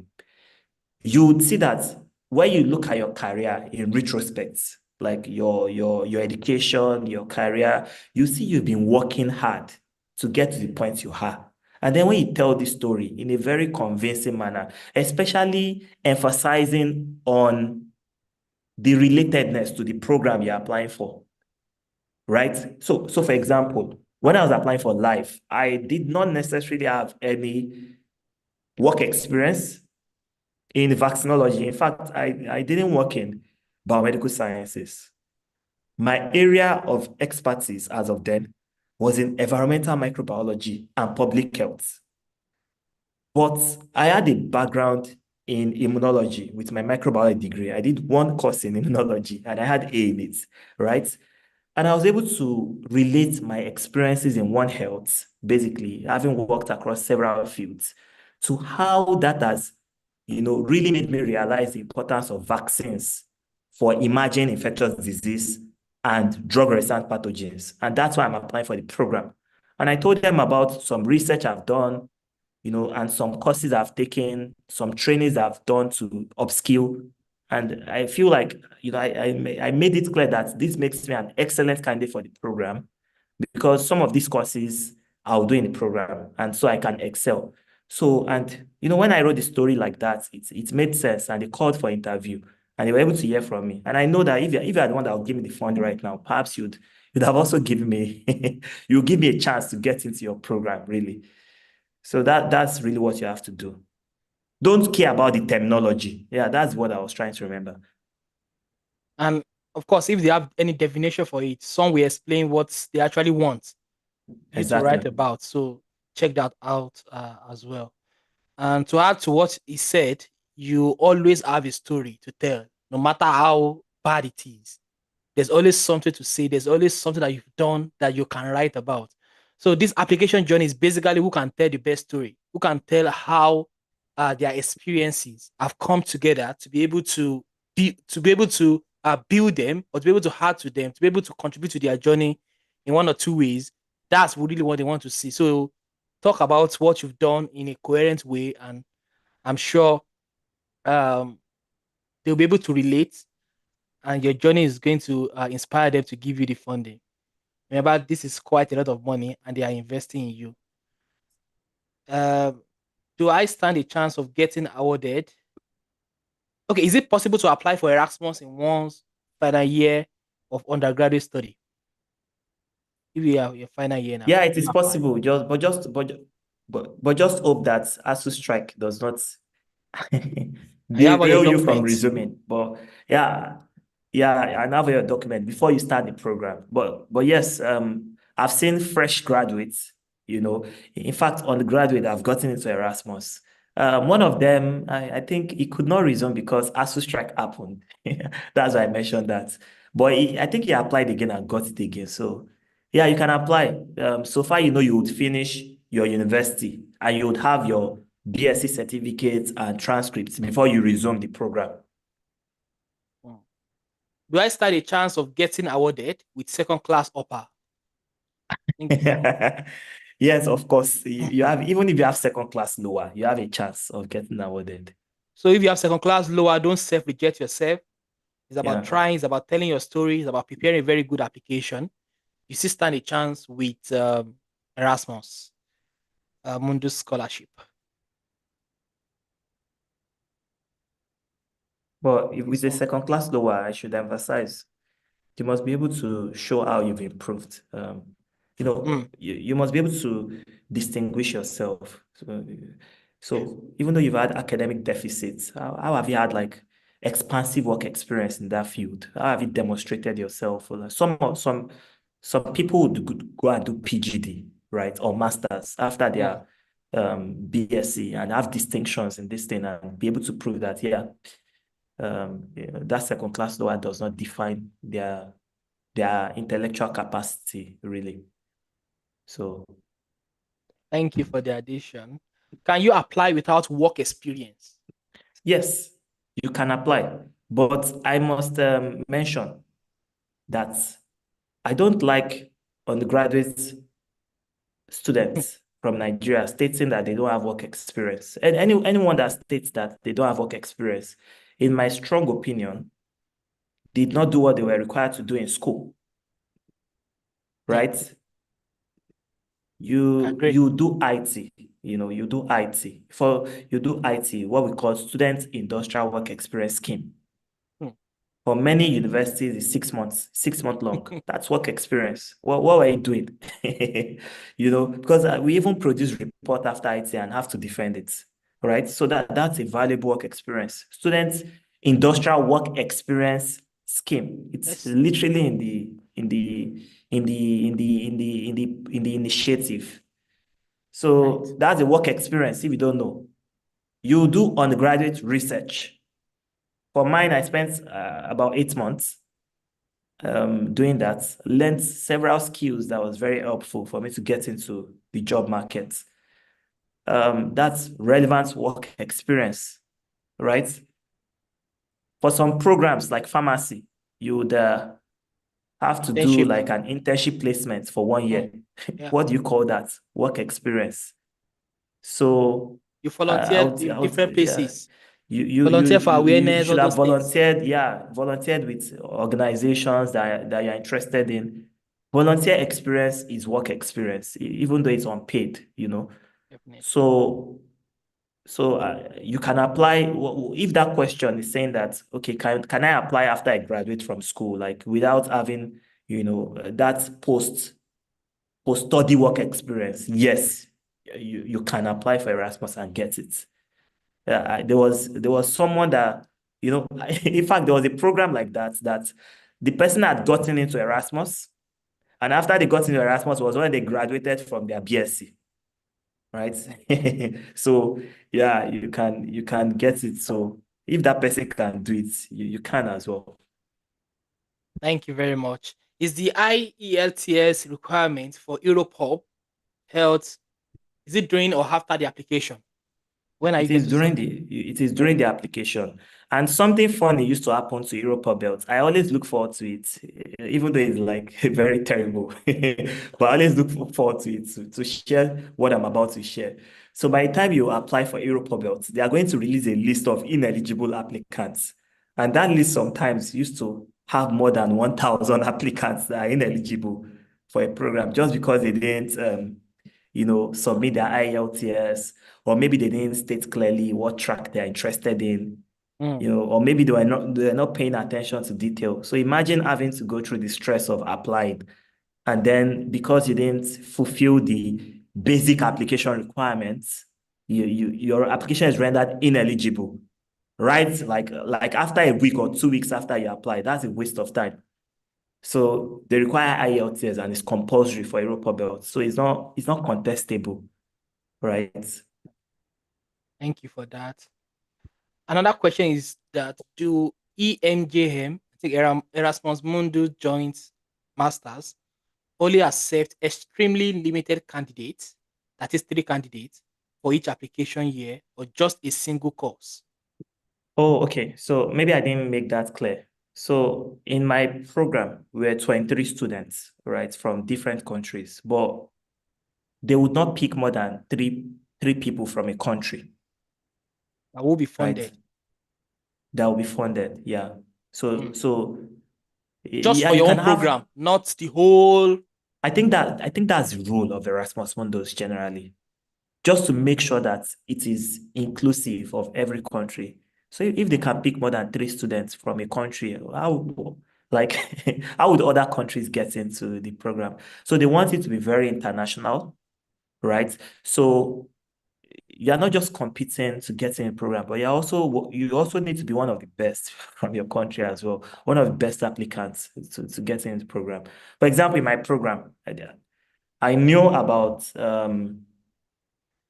was it three or five of us that got into the interview for the program that I later did from Nigeria, right? and they only selected me for the scholarship on long run. They Mm, placed others on reserve.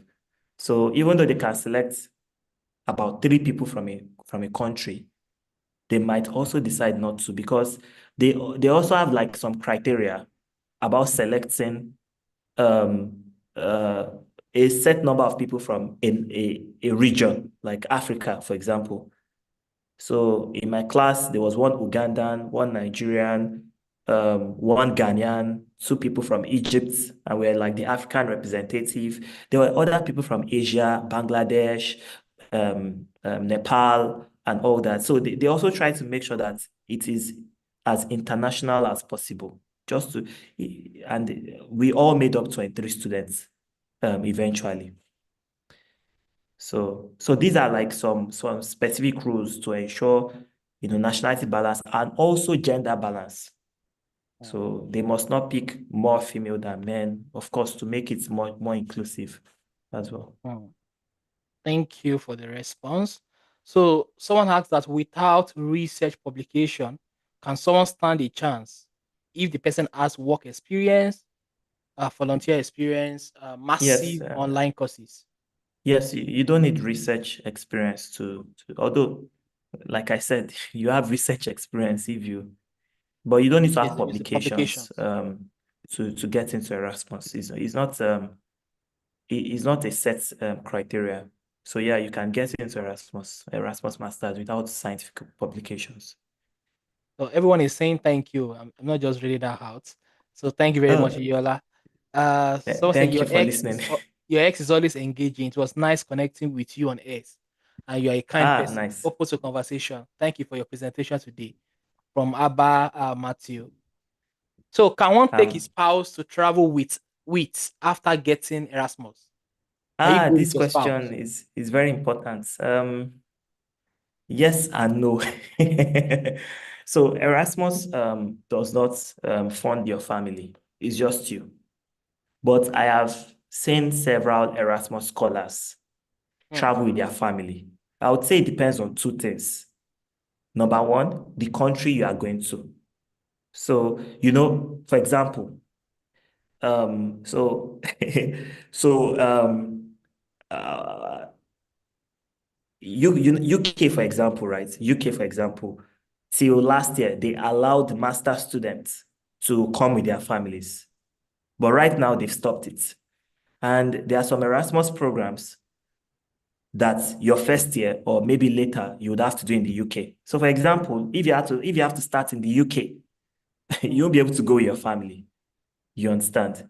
So it depends on the policy of the country. So, but I've since said, like, I know personally about three Erasmus scholars that have traveled with their families. So it depends on the policy of the country, and it also depends on the expenses, like the living expenses of the country. So you also have to consider and the opportunities available. So you also have to consider if the country you can travel with your spouse and it's be convenient for you to survive, or perhaps if your spouse would also be able to work in such countries. Because for some countries, even their spousal visa does not grant right to work. So these are variables that you have to consider. But can you travel with your spouse? Yes, it's possible. But it The depends expenses on are on the you. The yeah, it depends on the expenses are visa on you policy of the and the visa country. policy. Okay. Thank you for that. So this is an amazing experience indeed. This scholarship, are they in kind or cash? As you were talking about 50,000 euros. If in kind, did you Ah, have to prepare personal funding for living expenses? no. So It's so covered. the so your tuition is covered. They pay that. They don't give you the money, of course. They don't give you the money for your tuition. They pay to the schools, the participating universities, right? But your You stipend don't comes even to know you. about it. You just be Yeah, I don't even enjoying. know. I don't know. One thing that I used to get confused to, like, about Erasmus, I used to feel like, would I have to apply to all these schools, like when I get in a program? Like that was always what was bothering me. How would I apply to five universities? Like it's a lot, for one program. So you don't have to like apply. Maybe when you get in a program eventually, you'd have to do one or two registrations, maybe click Mm. some things online. but they would already send your details and information to this university, and they will pay your tuition as well. You don't know about how that happens. But your For me too, stipend, one of my concerns there was, come on, where they didn't even tell us anything whether they paid our school fees or not. I'm just going to, I you're don't just even know going to when they paid. class. I don't even know how they paid. I don't even have any evidence of me. I'm just Payments. paying my own education. And then you're wondering, I hope they won't ask me to pay after I finish. Exactly. Yeah, so of Mm, course, when you're a scholar, that pay, school fee is not your headache. Yeah, that is sorted, right? But when it comes to like your living expenses, they pay to your account. So you usually need to get to the country first, and then they start paying you monthly or basically on how the payment plan is structured. But you get your 1,400 euros monthly. Yeah. So how you then spend it is your business. I'll finish it in one Some day. people stay in very affordable accommodation. Some people live large. Some people go to parties every Friday. Some people travel across Europe. So how you manage your finances is your choice. But you have to go to classes every day. So Erasmus does not really offer you the flexibility to work. Although, yeah, some Erasmus scholars work. But when you're on scholarship, you have to excel. That's a must. Exactly. Thank you for Exactly. the So response. Can one write to the Europub to accept proof of English proficiency yeah, from you can my you can university? try. Yeah, you can try to write them, but I'm not sure it would work. But always try anything you can try, and you get the response. Thank you. So another question: what about articles written? Does it count? But no Yeah, it research counts, work of yet. course. It counts, of course. You can put that on your CV, like some of the articles that Perfect. you've written, especially if they are related to the program. Can you teach us how to create a good Europass CV? I mean, there are a lot of videos Uh, on that, but is there any specifics that maybe you want to comment on? Because we have a lot of questions too. so for Europa CV, just if I can share my screen again, it's very simple, sometimes complex, and as you admitted, there are a lot of videos on that. So this is my screen, and I'll just type Europa CV, right? And then create your Europa CV. This is a website. All you just need to do is follow the instructions. No, no, just follow what you have to follow. You log into your Europass, and if you don't have, excuse me, an account, you can create an account, and then they already have a video on how to create a good CV.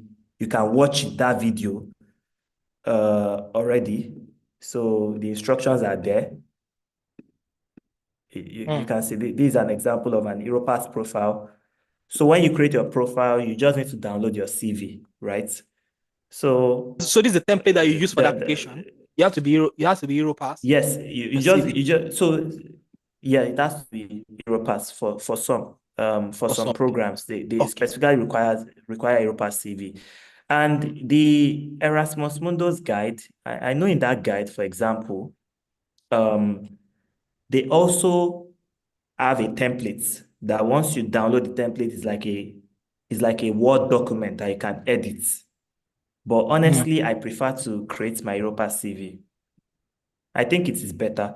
Although it's because Europa CV is structured in a way that it leaves a lot of spaces. Sometimes you can finish writing your profile, and by the time you download your CV in PDF, it's like 6 pages or 7 pages. That's if you have lots of experience. So you can easily then write to your program that, oh, your Europa CV is about 6 pages. Do they accept CV more than 2 pages? And I don't think it's an issue if you have more than 2 page CV, because we have the opinion that, oh, our CV should be brief, short, concise. Hmm. I think yes, it should be. No irrelevant information should be on your CV. But if your CV is more than 2 pages, especially for academic applications, and they did not state it clearly that it should not be more than 1 page or 2 pages, then you can use 10 pages if you like. Yes. Especially if you have lots of publications, you can put it there. Mm. Thank you for that. Do you get the scholarship funding before you travel to cover for visa and airfare, or after you have traveled? Mm. You get some money? After you have traveled. Yeah, I must admit that this is a challenge for many Erasmus scholars, especially from Nigeria, right? Mm, It's a lot of money to travel now, just to pay flights alone. mm, Uh, what I would advise personally. So before I applied to Erasmus, I had some big brothers that were already in Erasmus. So I borrowed money from them to facilitate some of these things. So if you have some Erasmus scholars that you've known before, it's a common. I think this thing I'm saying is like a way we help ourselves, Erasmus scholars in Nigeria. Um, so it's like something everybody knows. You won't just reach out to someone.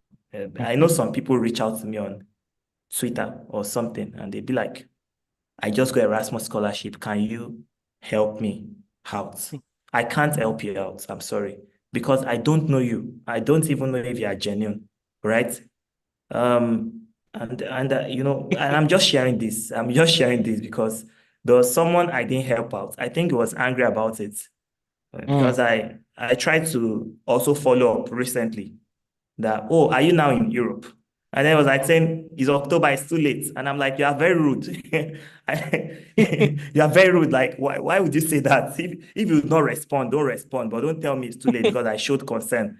If you are Mm. here, like, so, I can't just give you that kind of money because I'm also living on a limited budget, right? So, but if I trust you enough, if I know you personally, to give you that money, I would give you because I know you would have to return it because I know you. I know where to get you if you don't pay my money. So yeah, like so I feel like personally, and I don't like the idea of also trying to crowdfund online. Mm. I I also like don't like the idea. So just try to have families because of course you get this money. So it's something that you definitely get. So if you can crowdfund from friends and families, that'll be really great. And you can always return this money almost like a month or 2 months after you resume. Definitely. Because if you're getting paid in euros and the conversion and everything, Yeah. you cover things up. So thank you for that. So someone said one of the most engaging, fascinating, and kindest scholarship speaker I have listened to. Thank you Hmm. so much. I try to make it realistic as possible. It's Yeah. not a robotic process. Yeah. Thank you very much, Yola. I mean, it's always engaging. And even your past session has one of the highest watch hour on this channel. The one you had with Wow, us, yeah. that's amazing. One of the So I have top a show, record. You yeah. should you should you should actually give me an award for this. Thank you very much for supporting this channel and for supporting everyone that is here to learn from you. Um, this kind of soft life, yeah, soft life. For the conference attended, do you need to have certification for attendance? Maybe you want to If show proof. if you have it, it's always good idea to add it as part of the proof. But of course, if you that's also where social media comes into play, right? Mm, So if you attended a conference and you presented there, as soon as you are done with that conference, why not just share yourself and your poster or your presentation and say, oh, I was opportune to attend and present on my work, put the title of your work, maybe the relevance of that work. And so even if you don't have a certificate and you have to prove that, it's online, the media is definitely, there. So yeah. definitely. And these are the I little things that think I add to think your Europass CV yeah. allows you to put link of what you say you have done. Mm, Sometimes you can put those links and then you can put a link. You can shorten the link. They are linked.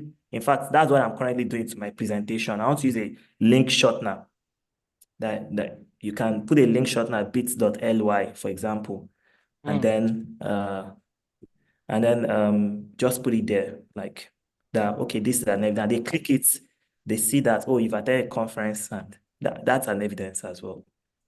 Hmm. Thank you for that. I mean, you've answered this question about the proof of English proficiency. Please try to check the program, and if you have any doubt or any question, just send it to the course director. Some programs want you to submit some, give you that opportunity to maybe use a letter from your university. Please kindly check that. I think I've answered that repeatedly. If one got partial funding, will there be free visa and airfare funding? I'm asking because my classmates got the partial funding for intermat, remat program. Ah, yeah, I know that program. Also a friend of mine got into a program with another type of scholarship, in fact. Um, Hmm. So there's yeah, if partial you get funding. it, yes, some programs have, even my program, I think they have partial funding. They also have funding from uh other institution, other organization like Sanofi. I know Sanofi also, they fund like two people in my program. Wow. So some Erasmus programs have partial funding. So when you Hmm. get partial funding, of course, for fully funded scholars, you don't need to show, um, for example, your cost of living, like bank statements. You just need to show your scholarship letter to the Hmm. scholarship. Even if they ask for bank statement, you don't need to have money in that bank statement. If they say you must submit it because your program is funded by the EU, Hmm. you know. So, but if you have a partial funding, you might be obligated to cover to show evidence of how you want to cover the additional cost. Yeah. So, Thank you, Yola. Also, the but Europop. one interesting thing that I must say is that some countries. So when you are applying for some Erasmus programs, I know of some Erasmus programs that because they are also part of the national masters of the country that you're applying to, if there are some national scholarships, like national government scholarships, the Erasmus program might also be eligible for them, and they are fully funded scholarships, right? So you can check that because I've seen a program in Belgium like that is coordinated by a university in Belgium. And then I saw this scholarship program in Belgium, and that program was also eligible. So if you get into that kind of program and you probably did not get the Erasmus scholarship, you Hmm. can then also apply for those kind of scholarships that are fully funded. And that specific program, I have a friend, or let me just say a mentee, someone I helped through the application that got into that program with another scholarship, fully funded, and is now in Italy. The first semester is usually in Italy. Hmm. Um, are you considering maybe do you have any maybe paid service or something or personal tutoring of someone or is there anything like that? Yes, yes, of course, something I'm planning to start. So but definitely to the extent by which I will help the person, maybe they'll pay or not. Yes. So please try to So connect is with there any him other on question? X. Connect. So let's just rush all these questions. Just give a short answers to them.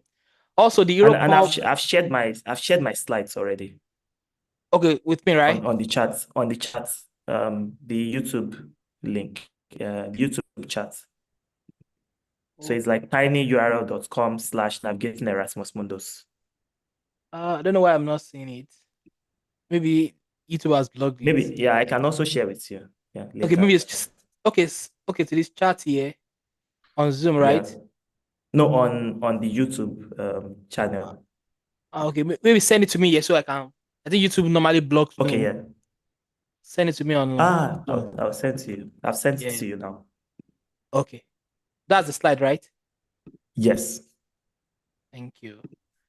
So let me send it so that's so please connect with Iola so that you can reach out to him if you want to get into his paid service and he's going to give you full mentorship. I know he has shared quite a lot of things, is very open. I mean, to share opportunities. So, but if you need more close tutoring and you want to get in touch with him, please connect with him on X. LinkedIn is there. He's everywhere. Google him. It's not difficult to to see him, so you can get across to him. So Iola, are you still with us? So you can just rush the Yes, I'm next with you. questions. Okay, let's just rush this question. We spent quite a lot of time. Um,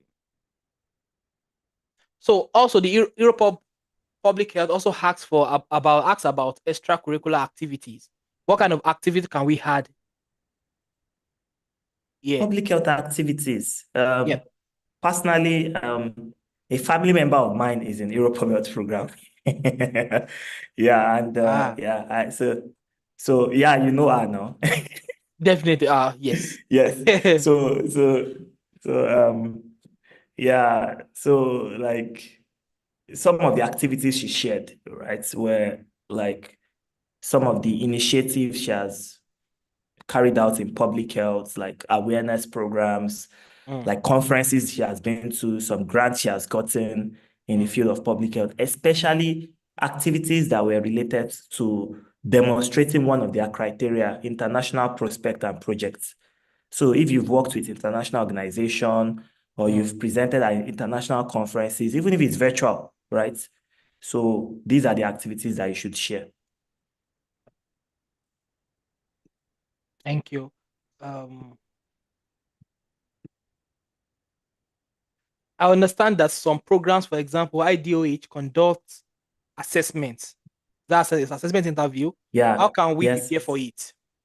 Even my I did that for IDH and life. So basically, just go and study immunology. I think majorly both programs they emphasize on having very good immunology knowledge. For some of the programs, they even have example questions that you can look at. So I'll personally recommend that you read like Genway immunobiology. Mm. Like if you can't read a lot, maybe you should read just the chapter one and watch lots of YouTube videos on that. Mm. And also learn about the program, Yeah. right? During the Yes, interview. that's very relevant. To know about the And program. You those can those ask you anything. assessments are usually very important, really, Mm. to get into the program. Okay. What program that involves what program that involves traveling outside the EU? Do they provide funding for the travel? Uh, so so yes, there are some even UK is not part of the EU anymore, right? Yeah. So you still have to survive on that stipend, right? They'll pay your monthly stipend if you have to travel out of the EU as part of the program. So you still need to rely on your travel stipend Okay. or Thank you on for that. your monthly stipend for that. So they won't give you like a special money to travel out of the EU. Yeah. Mm. So why in Oxford they still pay your stipend? Yes. Okay. So does Erasmus Mundus offer PhD programs? Is the master an No. academic or professional masters? The academic one. If the masters for it It to be depends. academic or professional, right? Yeah. It depends on the program. I think some programs might be professional masters, like the way the program is structured, but some Mm, they are like strictly academic. It depends. Some programs are even research focused. I know some programs that my friend was telling me they kept having like research placements in his programs. In his program. So you just need to know the program. The program is designed the way the coordinators think in that field. This is the way the student can get the best outputs, really. mm, So, but Erasmus Mundus do not have they don't have PhD programs, but there are PhD programs that are funded by the EU. A classical example of a kind of PhD that looks like Erasmus Mundus is the Marie Curie PhD program. So many Erasmus alumni get into Marie Curie PhD programs. It's also joint PhD programs, so you have to do across like different institutions and organizations. thank you very much, Yola. So what are the basic advice you will give to those looking forward to the program without real-time Uh, experience when it comes to I scholarship think search and navigation? Maybe yeah, I think newbies to the journey. number number one, try to understand the program. Maybe you should watch this. The first advice I'll give you, watch this video again. Again. It's on YouTube. Mm, So watch it again. Read the Erasmus Mundus catalog, Erasmus Mundus Nigeria guide. mm, Read it and take actionable steps. And then thirdly, pay attention to the program website you're applying for. Mm. Yeah. Thank you very much. Last question for people without published paper Okay. and limited job experience. Are there any other ways that we can get an edge? Yeah, like volunteer, try to volunteer to improve on your experience. Online You know, courses. or do online courses, and just show a genuine motivation. Really, it's now that things are becoming competitive that we are trying to do like an overkill application, like mo gbọ́dọ̀ mo gbọ́dọ̀ check gbogbo kini. I must go for conference, I must do that. Mm, mm, But in reality, it's a step to also acquiring these skills, right? right. Ideally, an undergrad students should not have publication, ideally. But now you see them have like 50, you know. So if you don't have those things, it's fine. It's completely fine. You But I know can a number of apply people and that get got in. you're like now. We know a number of people that got fully funded scholarship without any Yeah, publication. So please without don't any publications, don't and they are always see it fresh as graduates. And they are fresh graduates. So what you just need to demonstrate is motivation, mm, you know. So, but you must also do some things. You cannot just say you have motivation for something without showing evidence, you know. evidence is key. So can industrial training pass as work experience? I think you Yes, said it yes can. already. Yes. So do you know if the funding for the IDOH program will be renewed? No, IDH program does not have funding. I was This able grant. to confirm that from a scholar of the program. So Oh, don't try to apply this year. mm, okay. Yeah. So what do you think? What do you think stood you out during the interview? The interview. Yeah. What do you think stood you out? At the time I was applying, I had about 18 publications. Yola is a good Um, speaker, so it's going to convince the yeah, board. yes. So one of the things I said when I was applying was that although I don't have experience in vaccinology, I have experience across the fields of One Health, and you can all admit to my statement that there's no vaccinology without One Health, and they were all nodded. They were like, yes. So, Hmm, and then I told them that what I'm bringing into this program is my experience in the fields of One Health, and in reality, I know this program has like, candidates from veterinary science, medicine, environmental science, blah blah blah, and I've worked with these people already in the past. So I have that ability to collaborate effectively. So ideally, it's because of my understanding of the program, it's because I'm highly motivated. When they asked me, so what do you know about our program? And I was telling them, they had to tell me that okay, it's fine. You know it. So just yeah, when you're really motivated, it shows in the way hmm, um I the way agree. you interact. It's unlike when you're trying to fake it. It's Hmm. different. Yeah. So when does the application usually start? I think you talked about this already. Application for Erasmus Mundus has started for some programs like Europa Belts. So like I mentioned, that was my first. Maybe that person joined late. So it Hmm, starts typically September to December. Applications start opening, and some application close as late as March. hmm. So please check the program catalog, check the program the website too. Just keep checking, keep looking around. Click on the link, the Facebook page of the Erasmus Mundus Nigeria, and stay updated. So, is it possible to get link to the guide? Yes, it's possible. I can share that right now. Okay. And Maybe just send it to me on yeah. Zoom, then I can send it to. Yes, I'll share with you. And I hope you are done now. Yeah, please. In the next If 5 minutes, you if are you going to have round any it up. question, if you have any Yeah, question, you can always ask anytime on X, on anywhere. yeah. You can ask the Erasmus Mundus Nigeria on Facebook. They would always attend to it. Yeah. So So let's just take the last two questions. Is that fine? yes, it's fine. So do Erasmus cover flight tickets? I think you've answered this Right now, already. I mentioned that they don't give travel allowance anymore for the new scholarship structure. But you So can borrow money and pay they back don't with have your something called, stipend. It's part of your yes, stipend you can borrow money and pay and back. pay back later once you are Yes, in it's part of your delivery. stipend, ideally. In fact, I just found out with a friend, just when I was researching to prepare my slide, there was this program. that they were not paying 1,400, but they were paying 1,300 monthly. So what they did was that they will give you, as soon as you resume, they'll give you 2,400 euros. Wow. So I think the reason why they made it that way is for Hmm. it to offset all those visa costs and everything. And if you look at it, 2,400 euros looks like 100 times 24. And that's why they now continue to pay 1,003 across. And that was very smart decision from the program's part. Yeah. So someone said, how much is the ticket for the trip? These questions are funny. The So travel it agent. depends on when you want to book it and which country you are going to. Right now, if I book Lagos to Abuja now, this night to travel tomorrow, it will be more expensive than booking to travel in December. Or even if Hmm. I book December 25, it might be more expensive than January 2nd. So that one is very subjective. Yeah.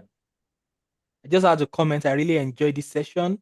I will definitely be connecting with Yola. Thank you. Yeah. I look Clement forward to comment that. that honestly, very warm and engaging session. I enjoyed the shared personal experiences. Thank you, Yola. Thank you, Fam Yusuf.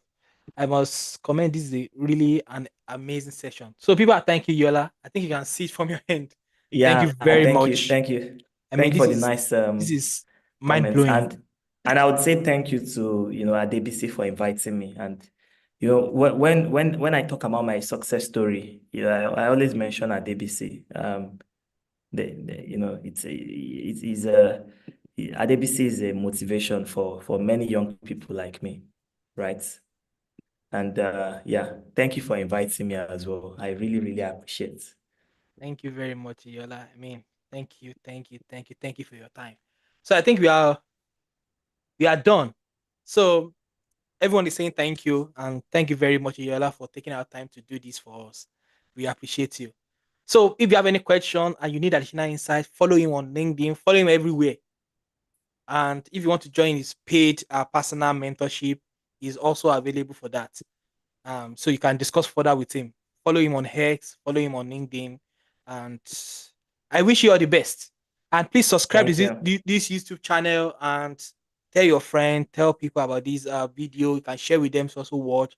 And as I said, please try to rewatch this video so that you can get new additional insight as well that will be Yeah. useful to you.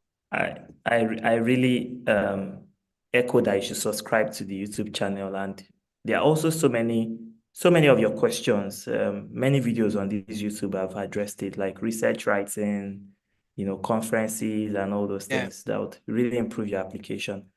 And one more thing is that I wish you all success. There's a lot of misconception and myths about Erasmus or even scholarships in general. Mm. And one thing I want to say is that you would not know if you get it until you try. So just put in your best. Try, and then you would be surprised. You might be the next person, maybe sharing your experience next year on this YouTube channel. Who knows? Thank you So very I much. wish you all success. Yeah. Thank you very much, Yola. So Mm. bye everyone. Bye bye. Bye.